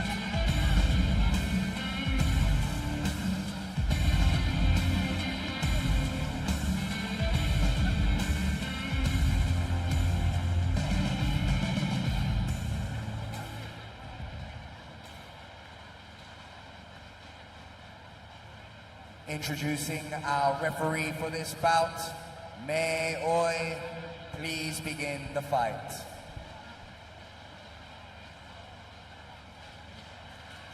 So I've not seen a lot of Annie Liu, but I do know that on her Instagram page it just says grappling, and it's her in a gi.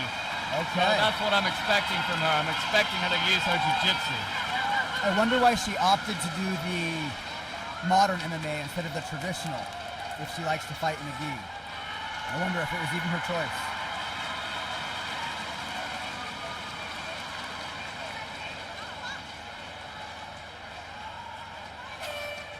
The third to last women's bout of the day. Annie Liu pressuring Miss Red, pushing her out of bounds. Miss Red pulls guard as she's taken down. And at 40 years old, to have the stamina to fight twice in one afternoon, unbelievable. Absolutely amazing. So much respect for Miss Red. Nice Nice jab. right. And once again out of bounds. Miss Red needs to be careful. She needs to pressure back.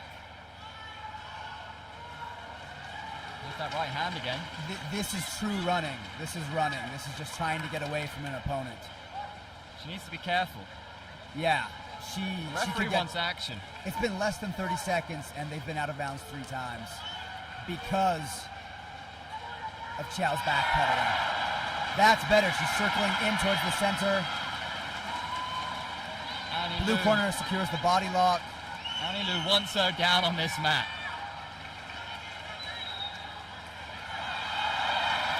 Listen to that crowd. Amazing atmosphere right now. Jab to the body, straight right to the head, knee to the body from Red. Nice takedown from Annie in the blue corner.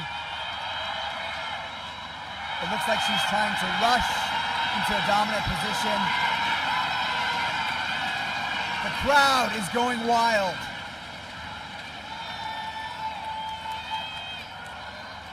I'm not going to lie to you guys, there is a Cambodian fighting on the other mat and celebrating.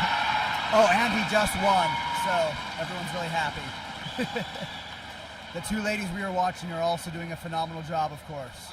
I mean, that must help you when you're trying to secure something and the whole crowd is going wild. I'm sure. Got to be pretty motivating. I'm sure.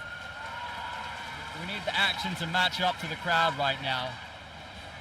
Annie doing something that a lot of grapplers do, coming in with the southpaw stance and trying to simply secure a takedown, which she has done successfully for the 2nd time inside the bounds. Working from side control. Want to see some submission attempt. This is her 2nd time in half guard. Softening her opponent up. She should just keep softening up those ribs. It's going to at least win her the fight in the eyes of the judges, even if it doesn't do very bad damage. She may not understand that elbows are legal to the ribs right there, because the elbows would cause so much more damage than fists in that position. Those little rabbit punches to the ribs are not very painful. The elbow to the ribs in that position would be awful, however.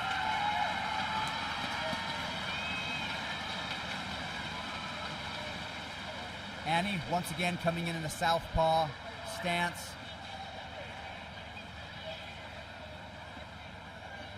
Trying to secure the clinch.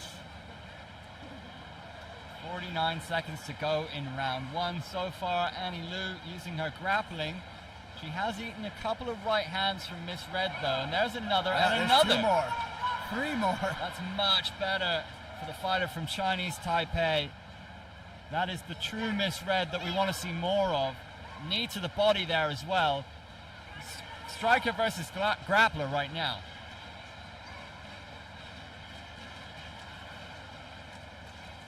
To me, it doesn't look like Annie Lu is that keen to strike on the feet. She wants this fight on the ground. No, her strategy is, it looks like she's just trying to close the distance. She did land a jab there just now, though. But then she ate a right hand. Kind of a desperation clinch there from Annie. Took a knee from Chow. 2 knees. And you know what? This is Miss Red getting back into the fight in the first round, because we've seen the takedowns, but we haven't seen any submission attempts from Annie Lu, whereas we have seen some fairly solid shots from Miss Red. Yeah, normally I would give this round to the grappler, the person who got the takedowns, but Miss Red did way more damage in this round. So I might actually give it to her, despite having been taken down twice. Under this rule set, in these conditions, I would honestly give that round to Miss Red. Yeah, I think that's the direction the judges are going to go in as well. We're not judges, though. It's just an opinion. So we will see what they say in about 4 minutes' time. Here's one of the clinches of Annie, taking the back beautifully, controlling the hips, dragging her opponent to the ground, immediately getting past that knee shield, securing the top half guard and raining some ground and pound. Miss Red landing some beautiful right hands and right knees. She landed several clean right hands in that round.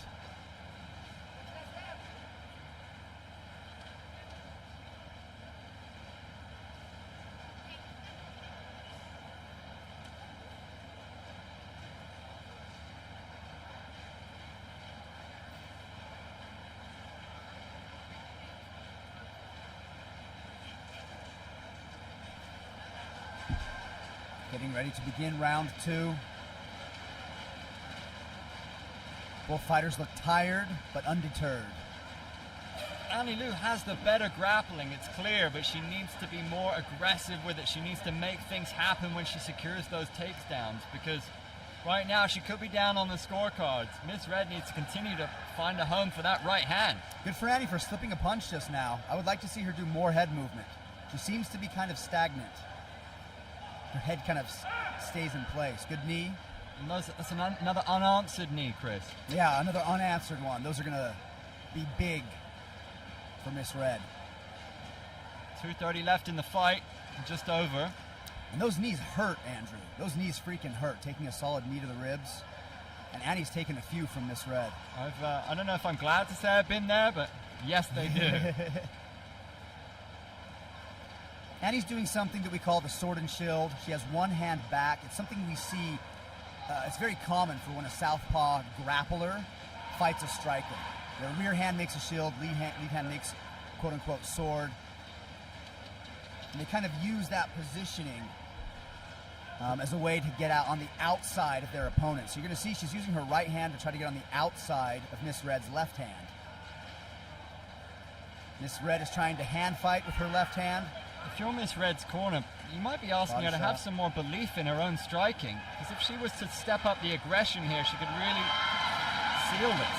She might be able to. Then again, just now, she tried going in and striking and got caught with a clinch. Being over anxious with your striking can sometimes get you taken down. This is very promising for Annie Liu. This is where Annie wants to be. Going for that knee on belly, going back to mount. This is where we want to see some ground and pound. I would like to see Annie attack, not just control. Go for a submission, go for some elbows or some punches. Knee to the ribs right there. But it looks like she's more concerned about simply controlling at the moment, which might get them stood back up.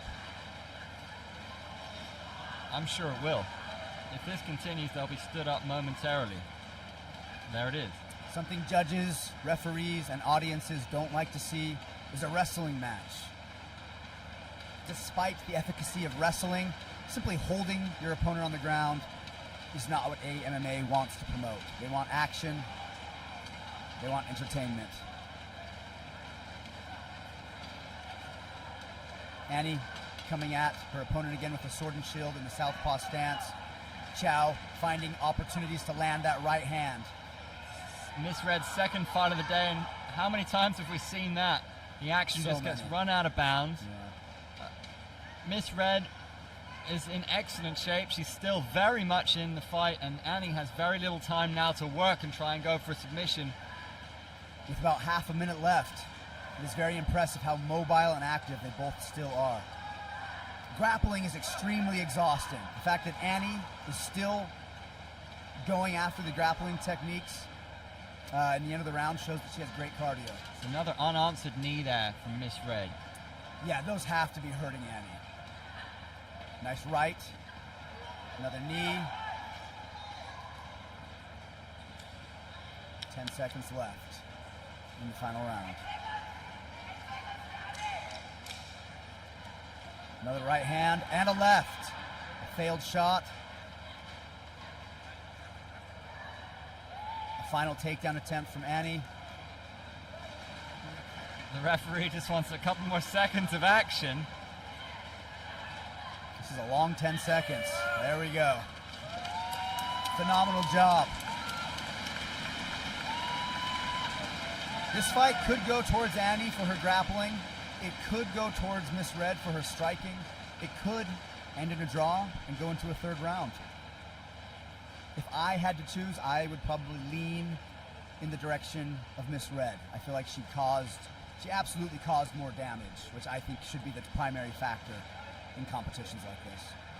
You know, those knees in the clinch accumulated, those right hands, and might well have been enough for the fighter from... But I would not be surprised at all if this also turned into an overtime fight.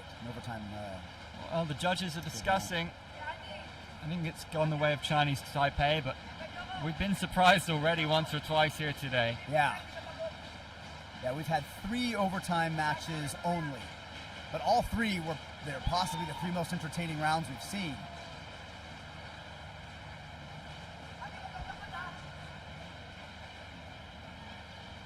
Oh, I think we are. I think we're going to see a deciding round. I think we're seeing one more minute of action.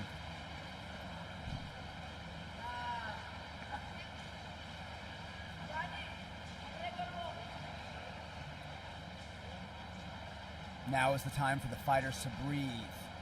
One more minute of focus. Ladies and gentlemen, the judges have decided we will have one more round. Breathing and recovery should be their primary focus. Who's got better cardio, and how big of a factor is it to miss red foot already? Now, if you're Annie Lou's corner, I think you want to see a little bit more aggression. You've got 1 minute to work. Now is where we really see heart, where we really see who wants the win. I think that's Mei Wei, the referee, former Olympic swimmer for Singapore, MMA fighter herself. Takedown attempt from Annie, and another knee from Chow. Every strike is crucial at this juncture. Out of bounds.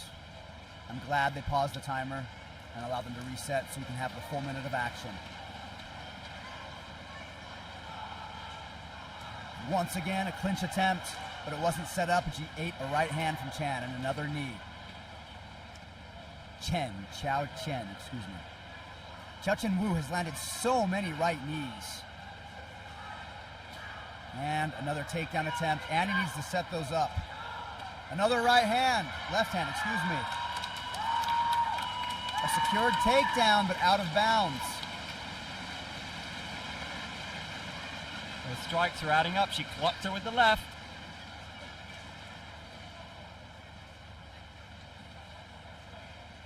Not enough movement from blue corner. That is not the strategy that the judges want to see in round 3. They want to see activity and heart.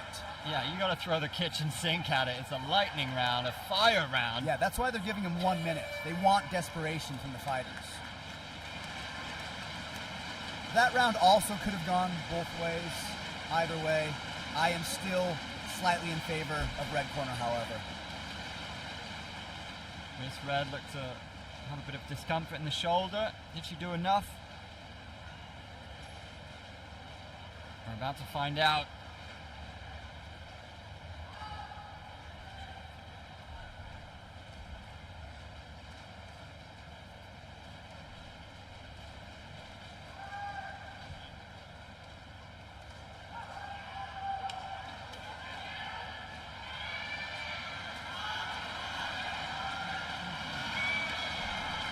Presenting from the red corner, Chow Chen.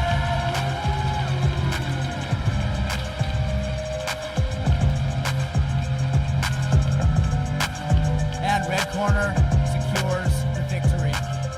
Both women fought hard. Both women should keep their heads held high. And both women showing excellent sportsmanship.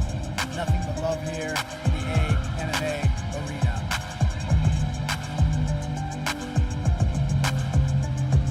Takedown secured by Annie. Annie put on a beautiful display of grappling. Unfortunately, this is not a jiu-jitsu competition, and she wasn't able to utilize her jiu-jitsu, I'm sure, as much as she would have liked. She still showed great heart. Beautiful knees by red corner, and beautiful punches. She landed so many left and right hooks. And I believe she deserved the victory. Although both fighters deserve nothing but our respect. Second to last female fight of the day. Bomi Lee, who we've seen earlier today, fighting Holly Kwan. Ladies and gentlemen, we bring to you another women's modern mixed martial arts at 54 kilos.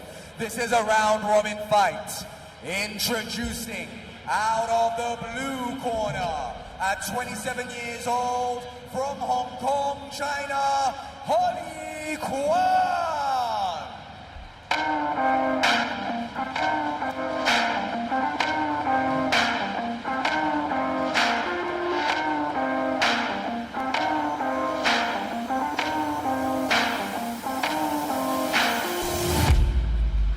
Holly Kwan making her way to the mat, fighting for the first time today. Bo Mi Lee was forced into a lightning round against Little Frog, Cambodia's own. Holly Kwan will have the advantage of being the fresher fighter. Hong Kong, China, home of the great late Bruce Lee. And introducing her opponent for their second fight of the day, 25 years of age, 54 kilos, from Korea, in the red corner, Bo Mi Lee.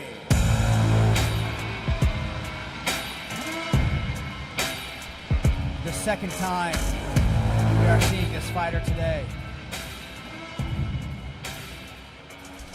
Bo Mi Lee, she showcased a really good mixed skill set against Little Frog earlier on. Which is probably the biggest win of her career.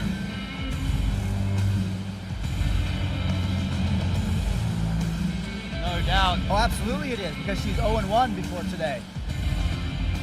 Yeah, she fought on Road FC previously and was submitted. Our referee for this event will be May Oi. Please begin the fight. Bo Mi Lee's last MMA fight was 4 years ago. And so she has put on a great performance so far today. She's clearly been putting in work these last 4 years.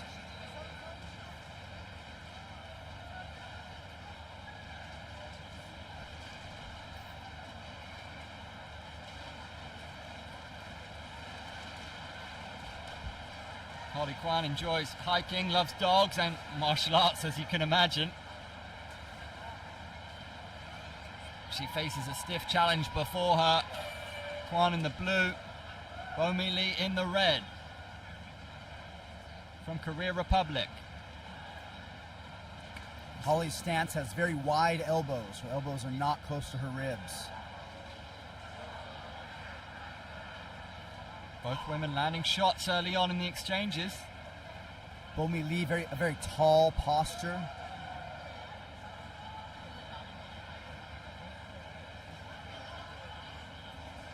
I wonder if Holly is wanting to grapple because her posture is so much lower than Bo Mi Lee. And here's our first clinch, some knees, and a breakaway hook. Front head and arm control into a head and arm throw. She attempts to get a case Katami control. But Holly is doing a good job at controlling Bo Mi Lee's hips. You see her right leg is around the thigh. She's controlling Bo Mi Lee's hips. As soon as she can get her head out, she'll be in a dominant position. Her head escapes. She's now on Bo Mi Lee's back. Now she wants to try to get that left hook in. And she lost both hooks and ended up on bottom. Very interesting exchange on the ground. Bo Mi Lee has proven to be a strong grappler. In the fight we saw against Little Frog, she showed some great boxing and some great grappling. Not a huge kicker, but her boxing and her grappling look quite impressive. Bo Mi Lee using that jab, then letting her hands go, setting up the takedown. Grabbing that single leg, securing the top half guard position, which is one of the best positions for MMA grappling. Not a great position for straight jiu-jitsu, but a phenomenal position for grappling. You can control your opponent's hip. Holly attempting to do a half butterfly sweep, but they are stood up, back on their feet. Bo Mi Lee has an issue with her glove, seems to be sorted, and we're back underway. Ooh, with an immediate left hand to the face. Holly's keeping her hands up. Bo Mi Lee is finding connections. Holly Kwan defending the takedown.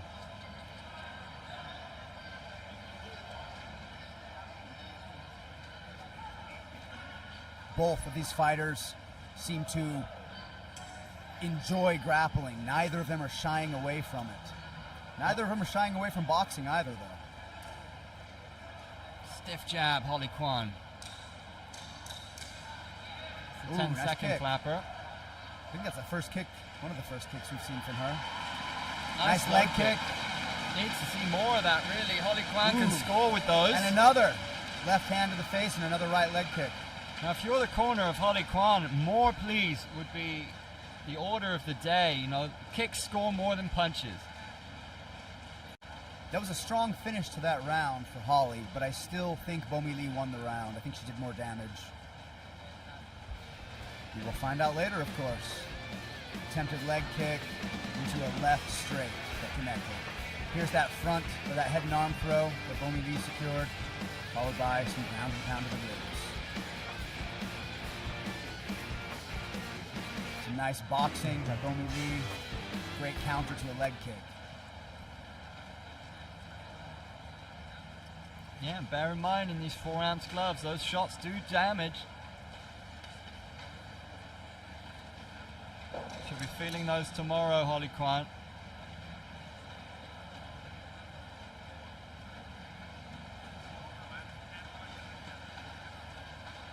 And getting ready for round 2. Bomi Lee raring to go. Charging forwards. Aggressive. Hey, Bomi Lee's throwing some kicks. I love it. Yeah, look at her.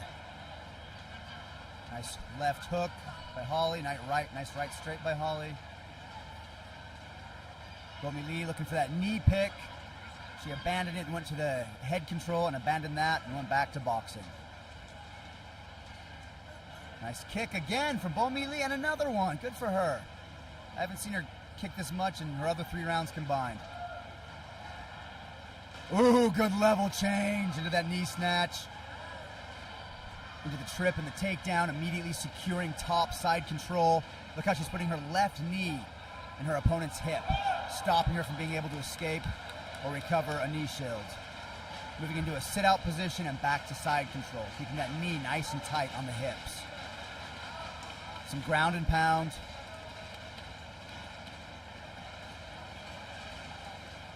Holly doing some moves of desperation, trying to control Bomi Lee without success. Bomi Lee secures a mounted position.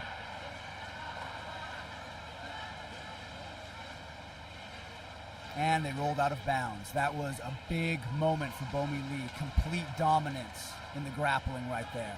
And she just landed 4 unanswered punches in a row. Another clinch. Bomi Lee seems very confident at this point, going for an over-under throw back into a top side control position. This time opting to drop her left hip and now going back to left knee in the opponent's hip. 2 perfectly acceptable ways of controlling your opponent's hips. Oh, going for a straight ankle lock, and she abandoned it right away and gave up top control. Straight ankle locks are not a great idea for MMA in my opinion because they often lead to losing top position. Let's see if Holly Holm can do anything with her top position in the last minute. Knee on belly. She's keeping her balance, which is correct. She should not be trying to do ground and pound until she has control of her opponent. In a north-south position, Bomi Lee hugs Holly in an attempt to stall, throwing some punches from the ground. What do you want to see from Holly Kwan in this position? I would like her to stay in this north-south position and start throwing some attacks to the body, elbows and punches. Back to their feet, back into a boxing exchange. Back to those 1, 2, 3 fundamentals. Bomi Lee landing clean. She looks out on her feet now. This is a second fight. She's having to dig so deep with these strikes. Eats a knee. But she is landing. She is landing strike after strike. Beautiful sprawl by Holly, stuffing the takedown. Going into a sit-out that didn't quite pay off. Excellent round. Gets a raucous reception from the crowd here. I would say that this fight leans in favor of red corner. But of course, that is up to the judges.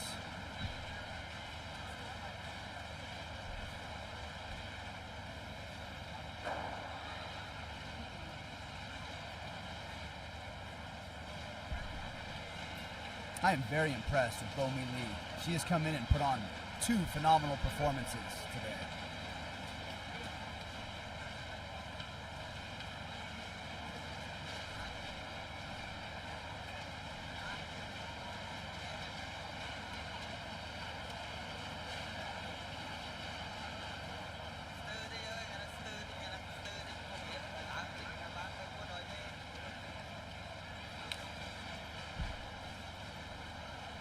Moments away from our judge's decision here.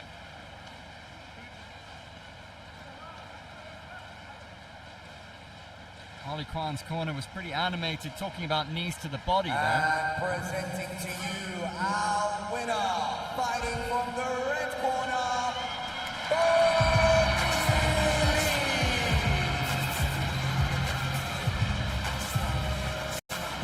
Bo Mi Lee. She racks up her 2nd win of the competition. Good for her.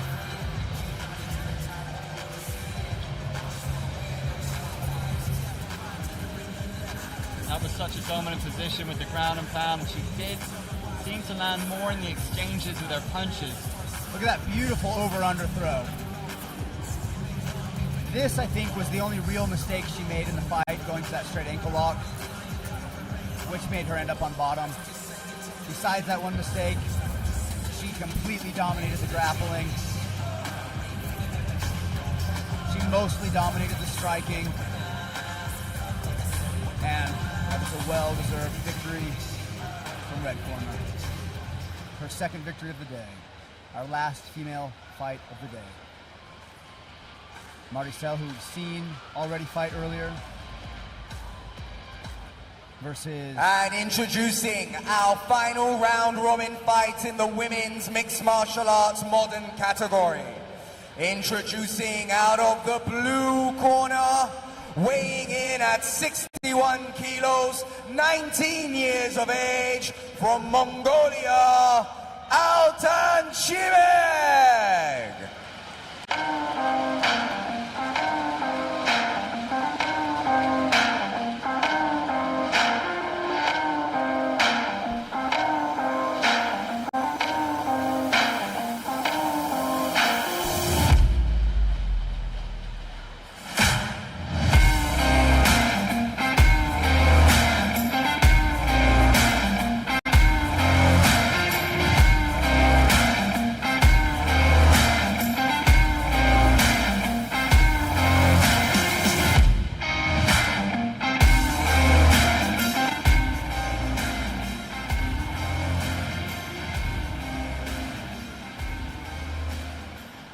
And introducing her opponent for their 2nd fight of the day, 24 years of age, 60 kilos, fighting from the Philippines, out of the red corner, Maricel de la Torre.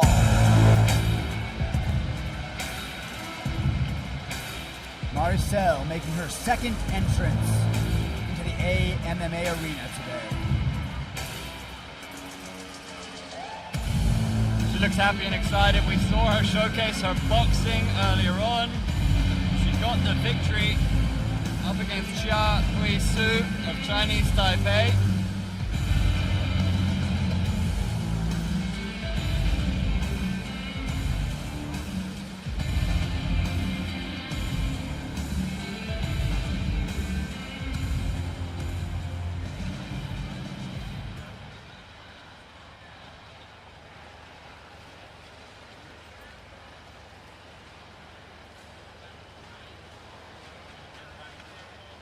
Seen some good showings from Mongolia here today. Ongun Shigai in bout 6 got the unanimous decision. Announcing our fight will be May Oi. Please begin.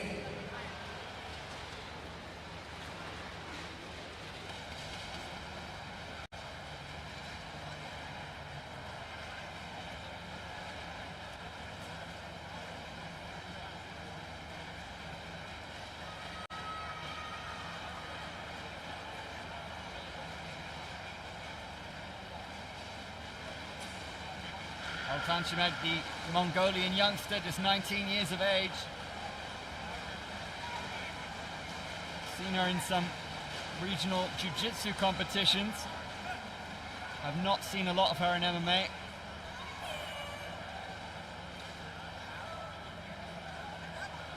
Orthodox versus orthodox. Both fighters starting with some jab feints. Inside thigh kick, outside thigh kick. Oh, some committed boxing. I think one of those was... That one landed pretty well.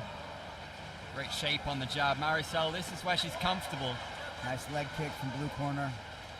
Ooh, side kick.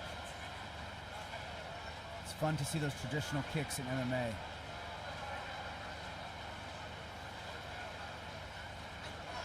Altanchimeg eats the right hand. Countering the kick with a punch. I love it. Both women feinting, looking for openings. That big overhand right is one of Maricel's favorite shots, as we saw earlier with her win. She's capable of switching it up, though. Overhand right. Good snap on that jab from the Filipina.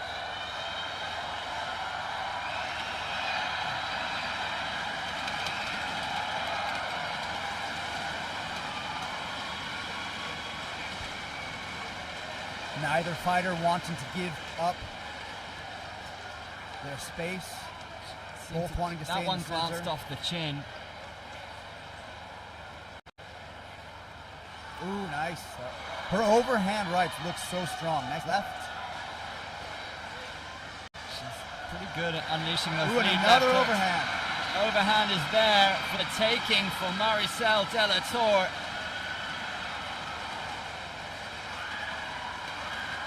Blue corner is continuously dropping her left hand.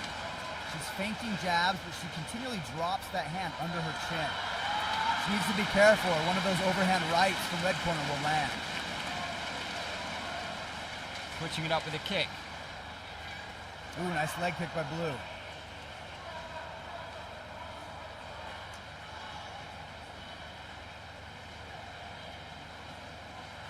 Those double shin kicks that we occasionally see are horrible if you don't have shin guards on.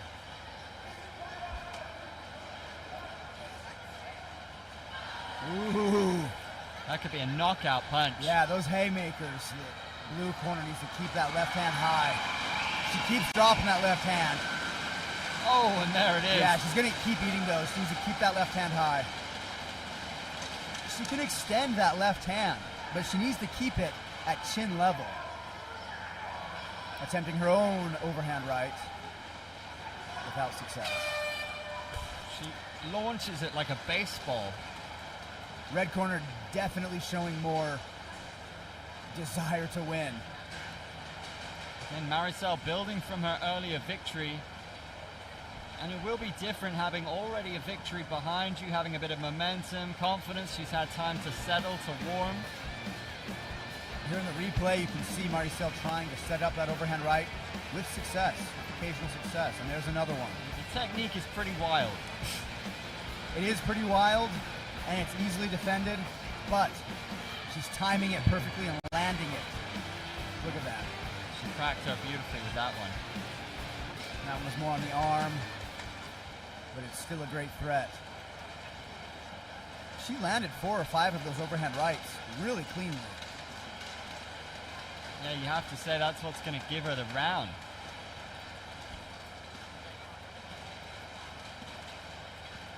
Yes, I absolutely think Maricel got that round.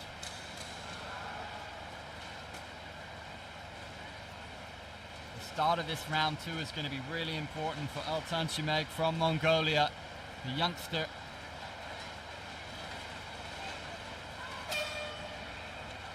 Touch her gloves and we're underway. Lots of feints with that left hand. Altanchimeg went with her overhand right. Looks like it connected to the ribs. Overhand, overhand, overhand. Just faking it on that occasion. Keeping her opponent guessing. And there it is again. With the left hook. With so many overhands, Blue corner should bait an overhand and then enter into the clinch. Especially if she's a jiu-jitsu or a grappler. Jiu-jitsu practitioner or grappler.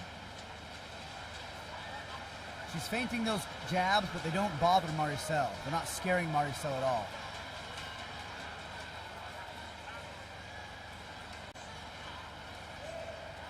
Maricel is so unafraid that she is lunging with those punches. The clock will begin to tick Launching away. them. Less than 2 minutes to go in the contest. Nice. Cracks her with a right. Yeah, that was a nice rib kick from the Mongolian. Ooh, nice left straight from red corner. Yeah, the timing from Another- Maricel has been good. Another beautiful left straight.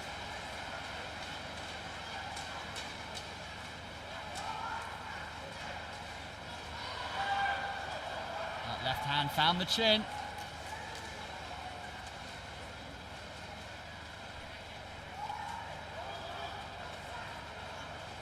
Found her range with that jab as well.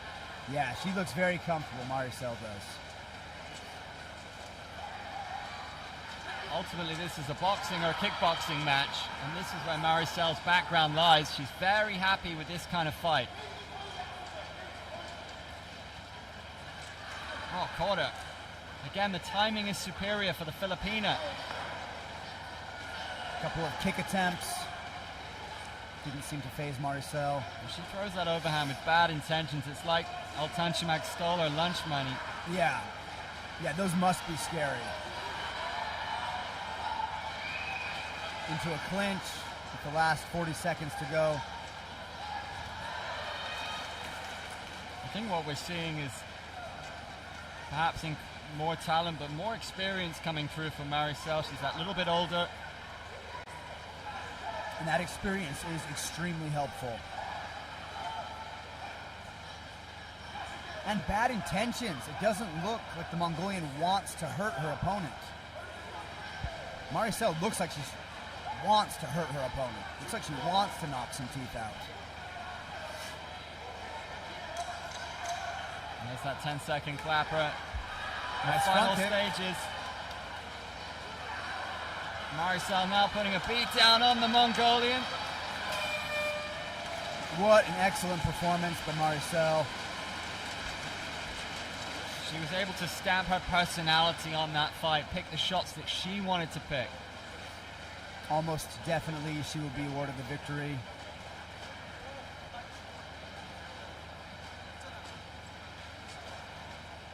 This will be a huge learning experience for Altanchimag from Mongolia, the 19-year-old. Wearing a little bit of a black eye under the right eye.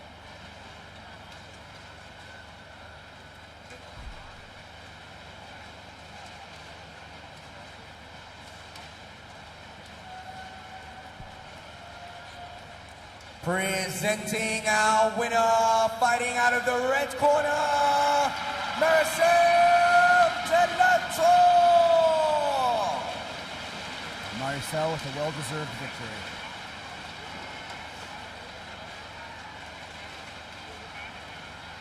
Two from two here today at the second Asian MMA Championship in Phnom Penh. She is absolutely delighted, and why wouldn't you be? Perfect from two. More overhand rights, just like round one.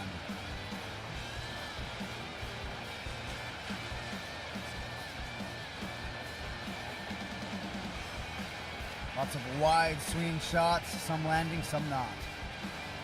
Judges love to see that aggression. There was an overhand right from Blue. Great heart from the Mongolian. Unfortunately, she fell short today. And we have Beruz back, who impressed in our first viewing of him, up against Kazakhstan's Azigit Erksabay. Beruz put on a phenomenal performance in his first fight. I am curious to see if he can replicate that performance in his second fight of the day.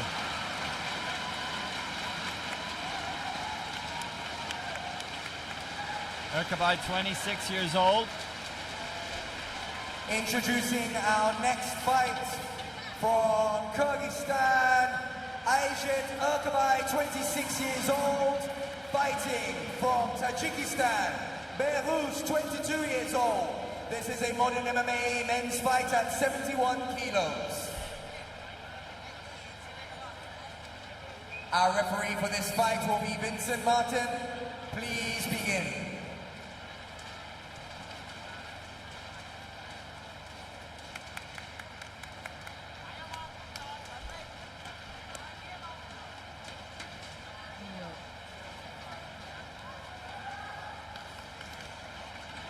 This should be such an interesting battle, Chris. As you get Erkabai, 7-2 pro MMA record. Wow. He's on a 4-fight winning streak. And all 4 of those wins came by stoppage. He won his last fight with punches in just 47 seconds. Wow.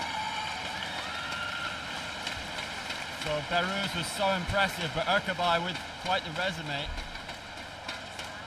Behruz in the red, Erkabai in the blue. Erkabai looks very composed, keeping his chin tucked and his hands up. Behruz showing a little more energy, changing levels and looking for that takedown. Beautiful angling to take the back. He still has not secured the takedown. Hips up, head down. Oh, he's going for a leg lock. Oh, no, those are illegal action here. Never mind. And out of bounds. Fun little grappling exchange there. I hope we get to see more of those throughout this fight. Behruz beat India's Harinder Thapa in his first fight and looked top class. But as you get Erkabai, a different proposition. Erkabai is so composed. Look how calm he is. Ooh, he took a punch there, but he looks fine. Another level change. It did not pay off. Ooh, that uppercut looks scary. Going for that big left power punch. Erkabai deciding not to grapple, rather to disengage and continue striking. These 2 fighters seem well matched with a minute to go in round 1.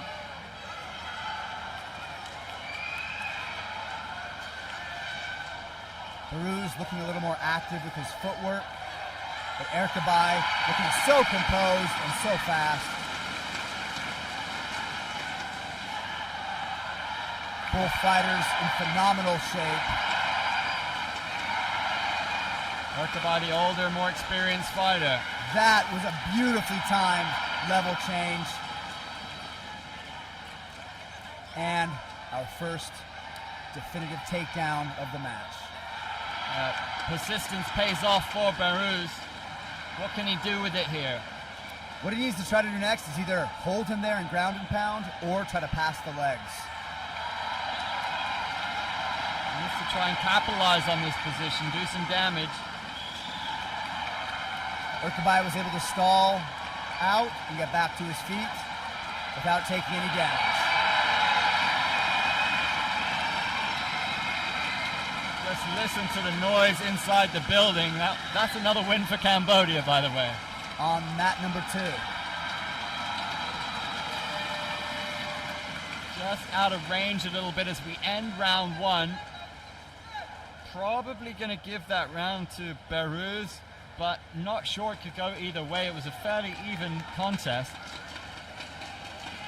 They might give it to Behruz because he was able to secure the takedown. It really could have gone either way. Excellent performance by both athletes. Beautiful timing on that level change. That's right. Behruz also was able to get back control at the beginning of the match. And that was a lovely one too. And then took evasive action immediately after. Blue corner doing a great job at defending against takedowns as well.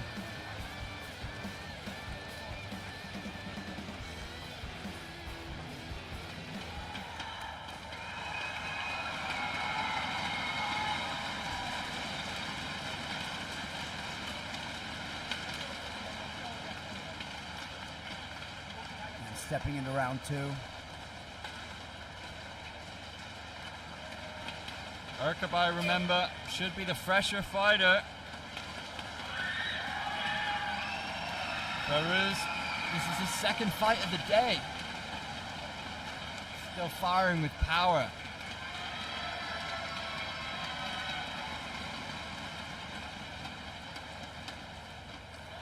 Ooh, nice boxing exchange. Couple of solid shots landed. Yeah, and I wonder how much that momentum of winning his previous fight helps him in the second fight, and how much the fatigue of having that fight hurts him in this fight. There has to be a plus and a minus to having won a fight earlier in the day. For sure, Urkabai with the spinning back kick there. Just giving his opponent something to mull over. Unexpected attacks, showing a variety of weapons. Both very keen to throw a knockout punch. They're putting plenty of power behind these, but that also saps the gas tank. Yeah, they're both swinging. They want to cause pain. They want to win. Which is what I like to see in fighters as well. I want to see fighters that want to win. Urkabai with that looping left hook.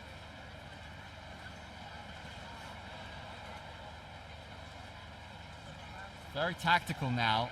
Very similarly matched. Shot to the body with the right from Urkabai.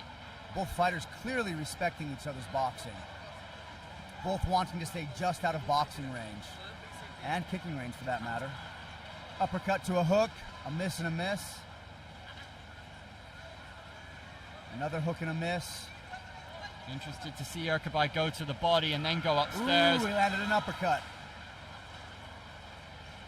I wonder if either fighter will attempt a takedown again. Right now the battle remaining upstairs.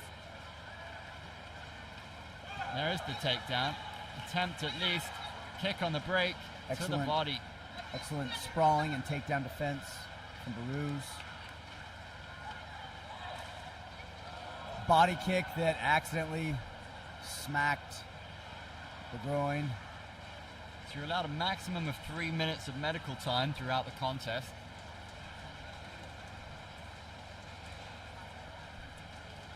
Seems okay to continue. Urkabai using it to revitalize. No harm done, thank goodness. Less than a minute to go in the final round.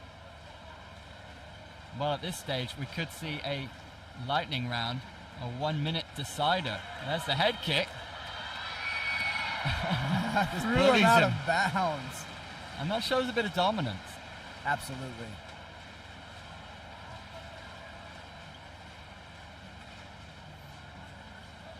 Both fighters working with level changes, both fighters working with feints, both fighters using their foot movement and their head movement. One big action at this stage of the fight with less than 20 to go could be the difference between winning and losing.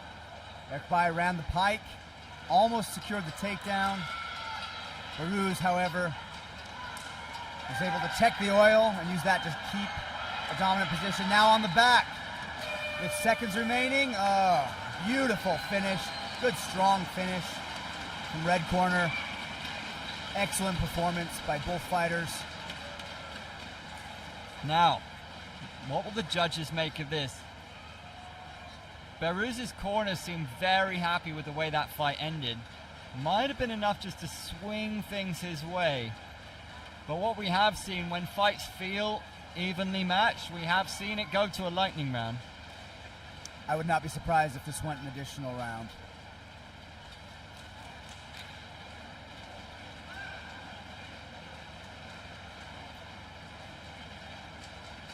It looks like the judges have made a decision. Ladies and gentlemen, announcing your winner out of the red corner, Behrooz from Tajikistan. Behrooz gets his second win at the second edition of AIMAG. Just edged it in a really interestingly matched, evenly matched battle with his counterpart coming from Kyrgyzstan. There's that spinning hook kick. of that brawling that we saw. Both fighters utilizing their head movement to receive less damage. Excellent performance by both fighters.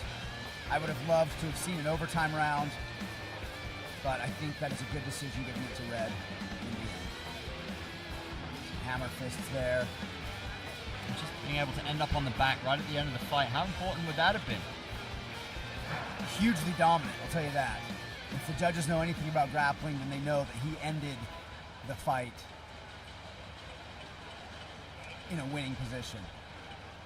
Well, Aiden Tolabayev returns to the mat, and Salamat also. Kazakhstan versus Kyrgyzstan, both 34 years of age, both 182 centimeters. Aiden looked very impressive with the knockout in our opening bout of the day. Salamat in bout number 13 got the win. Both these men beat Emmanuel Izuekpe by knockout. So it doesn't get more evenly matched than that. Same age, same height, both have a knockout win today. Aiden is now 6-1 in MMA. 5-1 as an amateur, 1-0 as a pro. Looking to secure his 7th MMA victory in just a moment.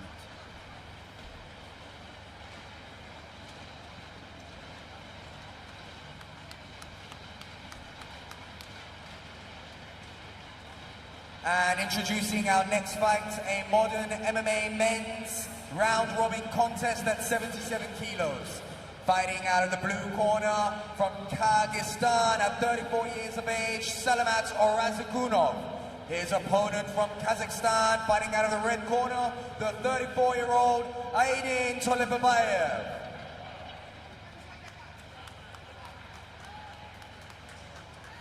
Our referee for today is Alvin Seat. Please begin.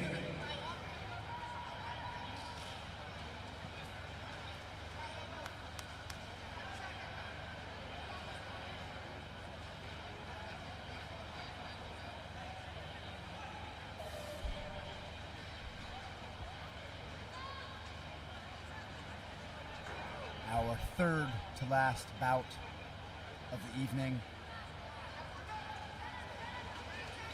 Aiden Tolabayev is a fan of cockparr, which is goat picking. The essence of the game is it riders are on horseback and fighting for the headless carcass of a goat. Oh, the predecessor to polo, right? Perhaps. He loves horses, football, and jet skiing. He's a high-octane individual. Apparently so.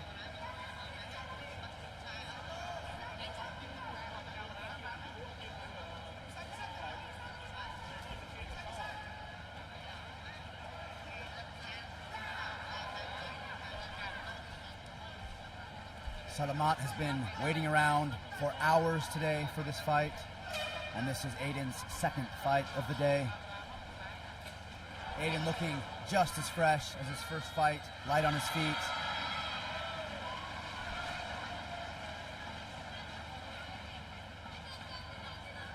Salamat also looking light on his feet, throwing a few probing shots, some of them connecting. Mixing up his strikes brilliantly well at the start of this first round. Salamat from Kyrgyzstan.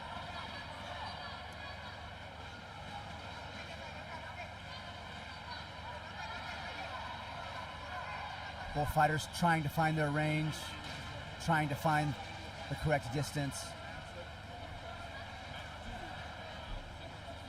It is smart to not rush your attacks in the beginning of a fight. Aiden going for the takedown, not quite able to control Salamat, but still putting him in a lot of danger.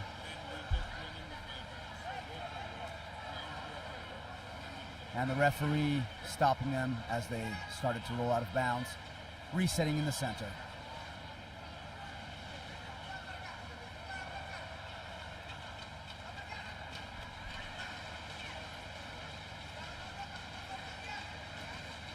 One minute down, 1 minute and 10 seconds down in the first round. Nice leg kick from Aiden. Again, the variation's impressive. Leg kick, takedown. Aiden going for another takedown. Salamat reversing it. Some high-level grapplers here, clearly. Salamat has only shown us his grappling in a defensive scenario in the first half of this round. Oh, and finally an offensive technique. Grabs the single leg and runs the pike. Aiden trying to control Salamat's posture. Threatening a triangle choke. Oh, he cuts the angle. He might get the triangle. Look, he has his left shin all the way. And the tap. That's the tap. That's the tap. There we go. He's got it. Beautiful submission. The first we've seen. First submission of the day.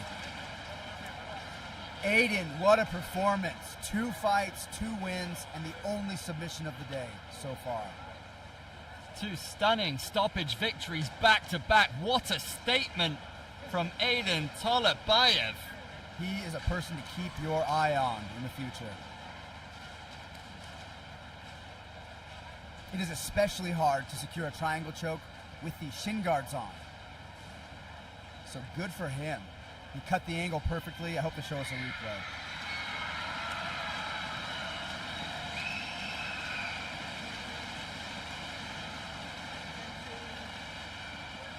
Presenting our winner by submission in the red corner, Aiden Tolabayev. Just superb work against a formidable opponent. Very impressive.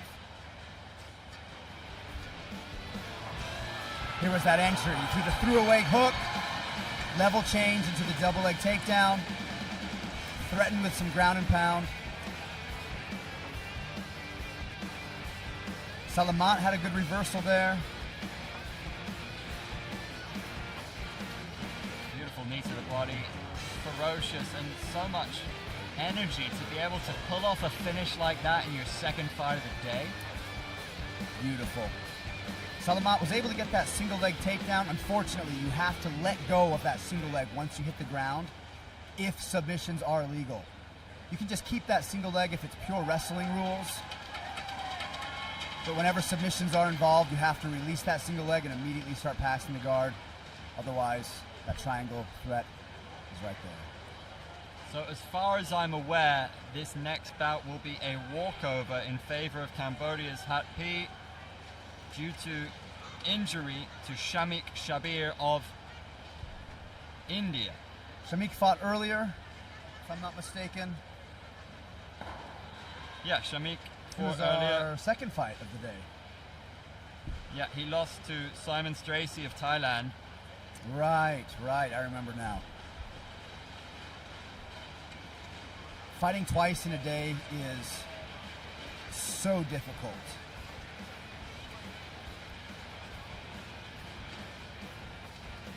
So, as far as I'm aware, this will be a walkover as Shamik is not able to compete. And Happy was in action earlier as well, you'll remember.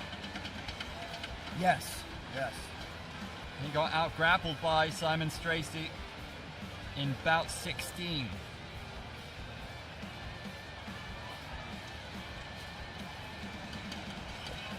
Happy, 22 years old.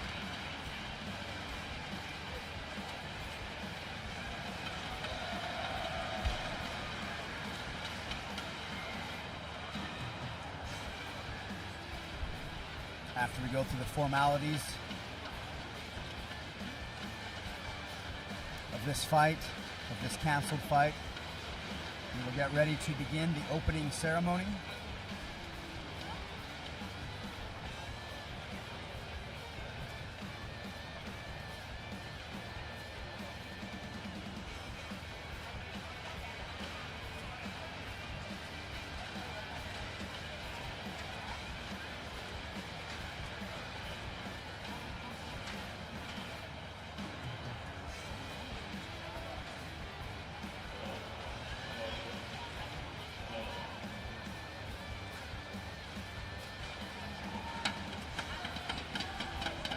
Introducing our next fight, a modern MMA men's round robin at 77 kilos. Fighting in the blue corner from Cambodia, Hagbi, 22 years of age. Unfortunately, Our fighter out of the red corner, Shamik, cannot return due to medical injury. So this is a win for Hatbi. Cambodians very excited to see their fighter advancing to the next round, even if it is through a bye. And we can see the traditional martial artists fighting.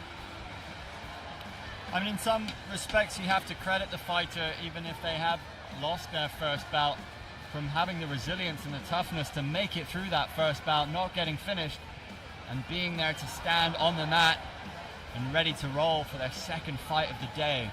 Just unbelievable toughness on show here in Phnom Penh. So many warriors here today, over 2 mats, over 3 days. There's been so many storylines, so many different styles on show.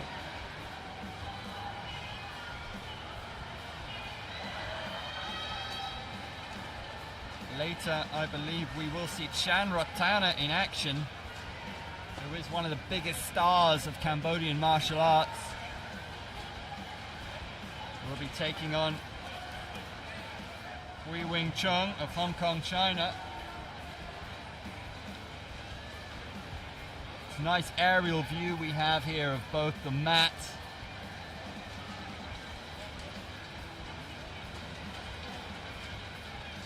You can see that traditional MMA bout going on over there on mat 2.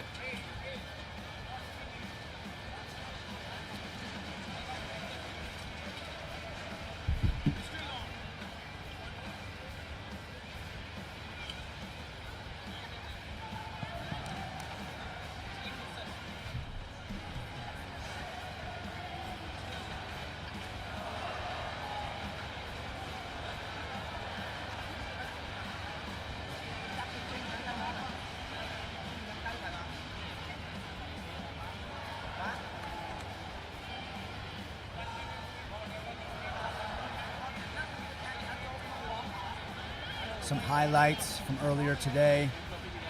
Some beautiful takedowns, some submission attempts. Beautiful striking. Safarov, look at that takedown, stunning work. Safarov fought twice today also and did a phenomenal job. And that was his second win of the day in bout 15.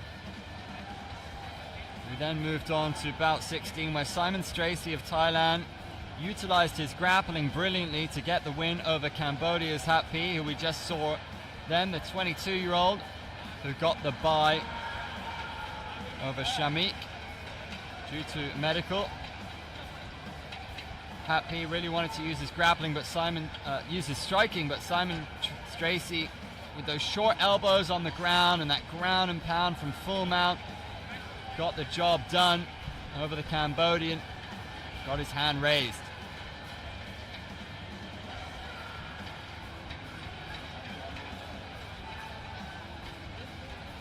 This was the fight between Kamchit, and I think this was his second fight against Mark. Rasia. Beautiful performance by Kamchit today. Yeah, this was a golden moment for Cambodia. Kamchit has drive, man. He wants to win. Next up, it was Sirigar from Indonesia, who fought valiantly against Nurbalot from Kyrgyzstan. It's quite an even battle for large portions, with Sirigar using his grappling, using his experience, the former one championship fighter. Nurbalot, the 25-year-old, doing enough to get the W.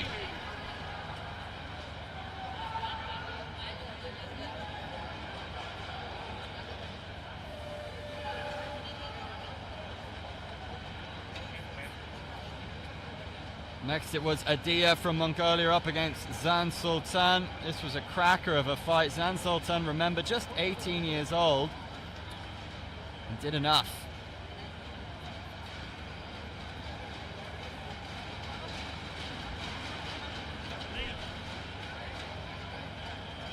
Honlo at the tie.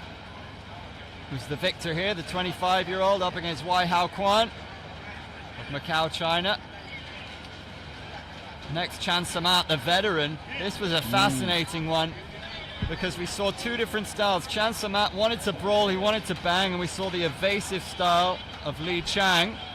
And then it went to one lightning round in which Chan Samat got it over the line. Then the baby monster. This was one of the most fun fights of the day. This is one of the most even back and forth fights of the day. Baby Monster dominating in the grappling. This was very evenly matched, which is why it went to a lightning round. Abile, Shakira Bekov might have felt hard done by, but in the end we had to have a winner and we got one. Next was Annie Lu Parangao from Philippines, a grappler, up against Miss Red from Chinese Taipei. Miss Red just did enough with the striking once more. We saw it go to a round of fire, just 1 minute to decide our winner. And in the end, it was the increased strikes, those knees to the body, the left hands from Miss Red, the veteran, that got her hand raised and sealed victory. Bomi Lee versus Holly Kwan was another great fight. These two girls showed tremendous performance and tremendous talent. Oftentimes when we see smaller fighters, we tend to see less athleticism and more technique, which we certainly saw from these two warriors today, with Bomi Lee securing her second victory of the day.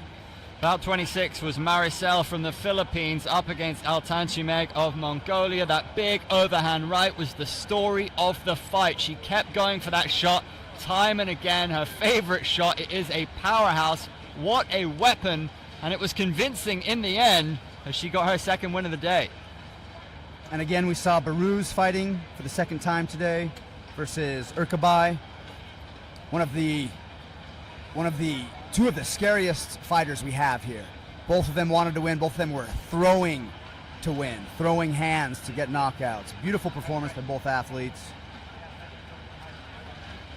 Baruz showed a bit more tenacity, a bit more skill, and a bit more dominance, and secured the victory in the end.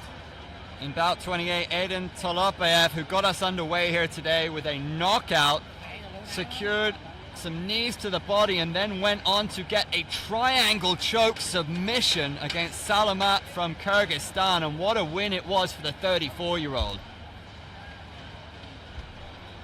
It's been an incredible day of action in our two sessions that we've had here today. The crowd has been raucous. This is a packed crowd appreciating martial arts of a mixed variety at the second AIMAG Championship here in Phnom Penh. We're going to be here over 3 days, remember.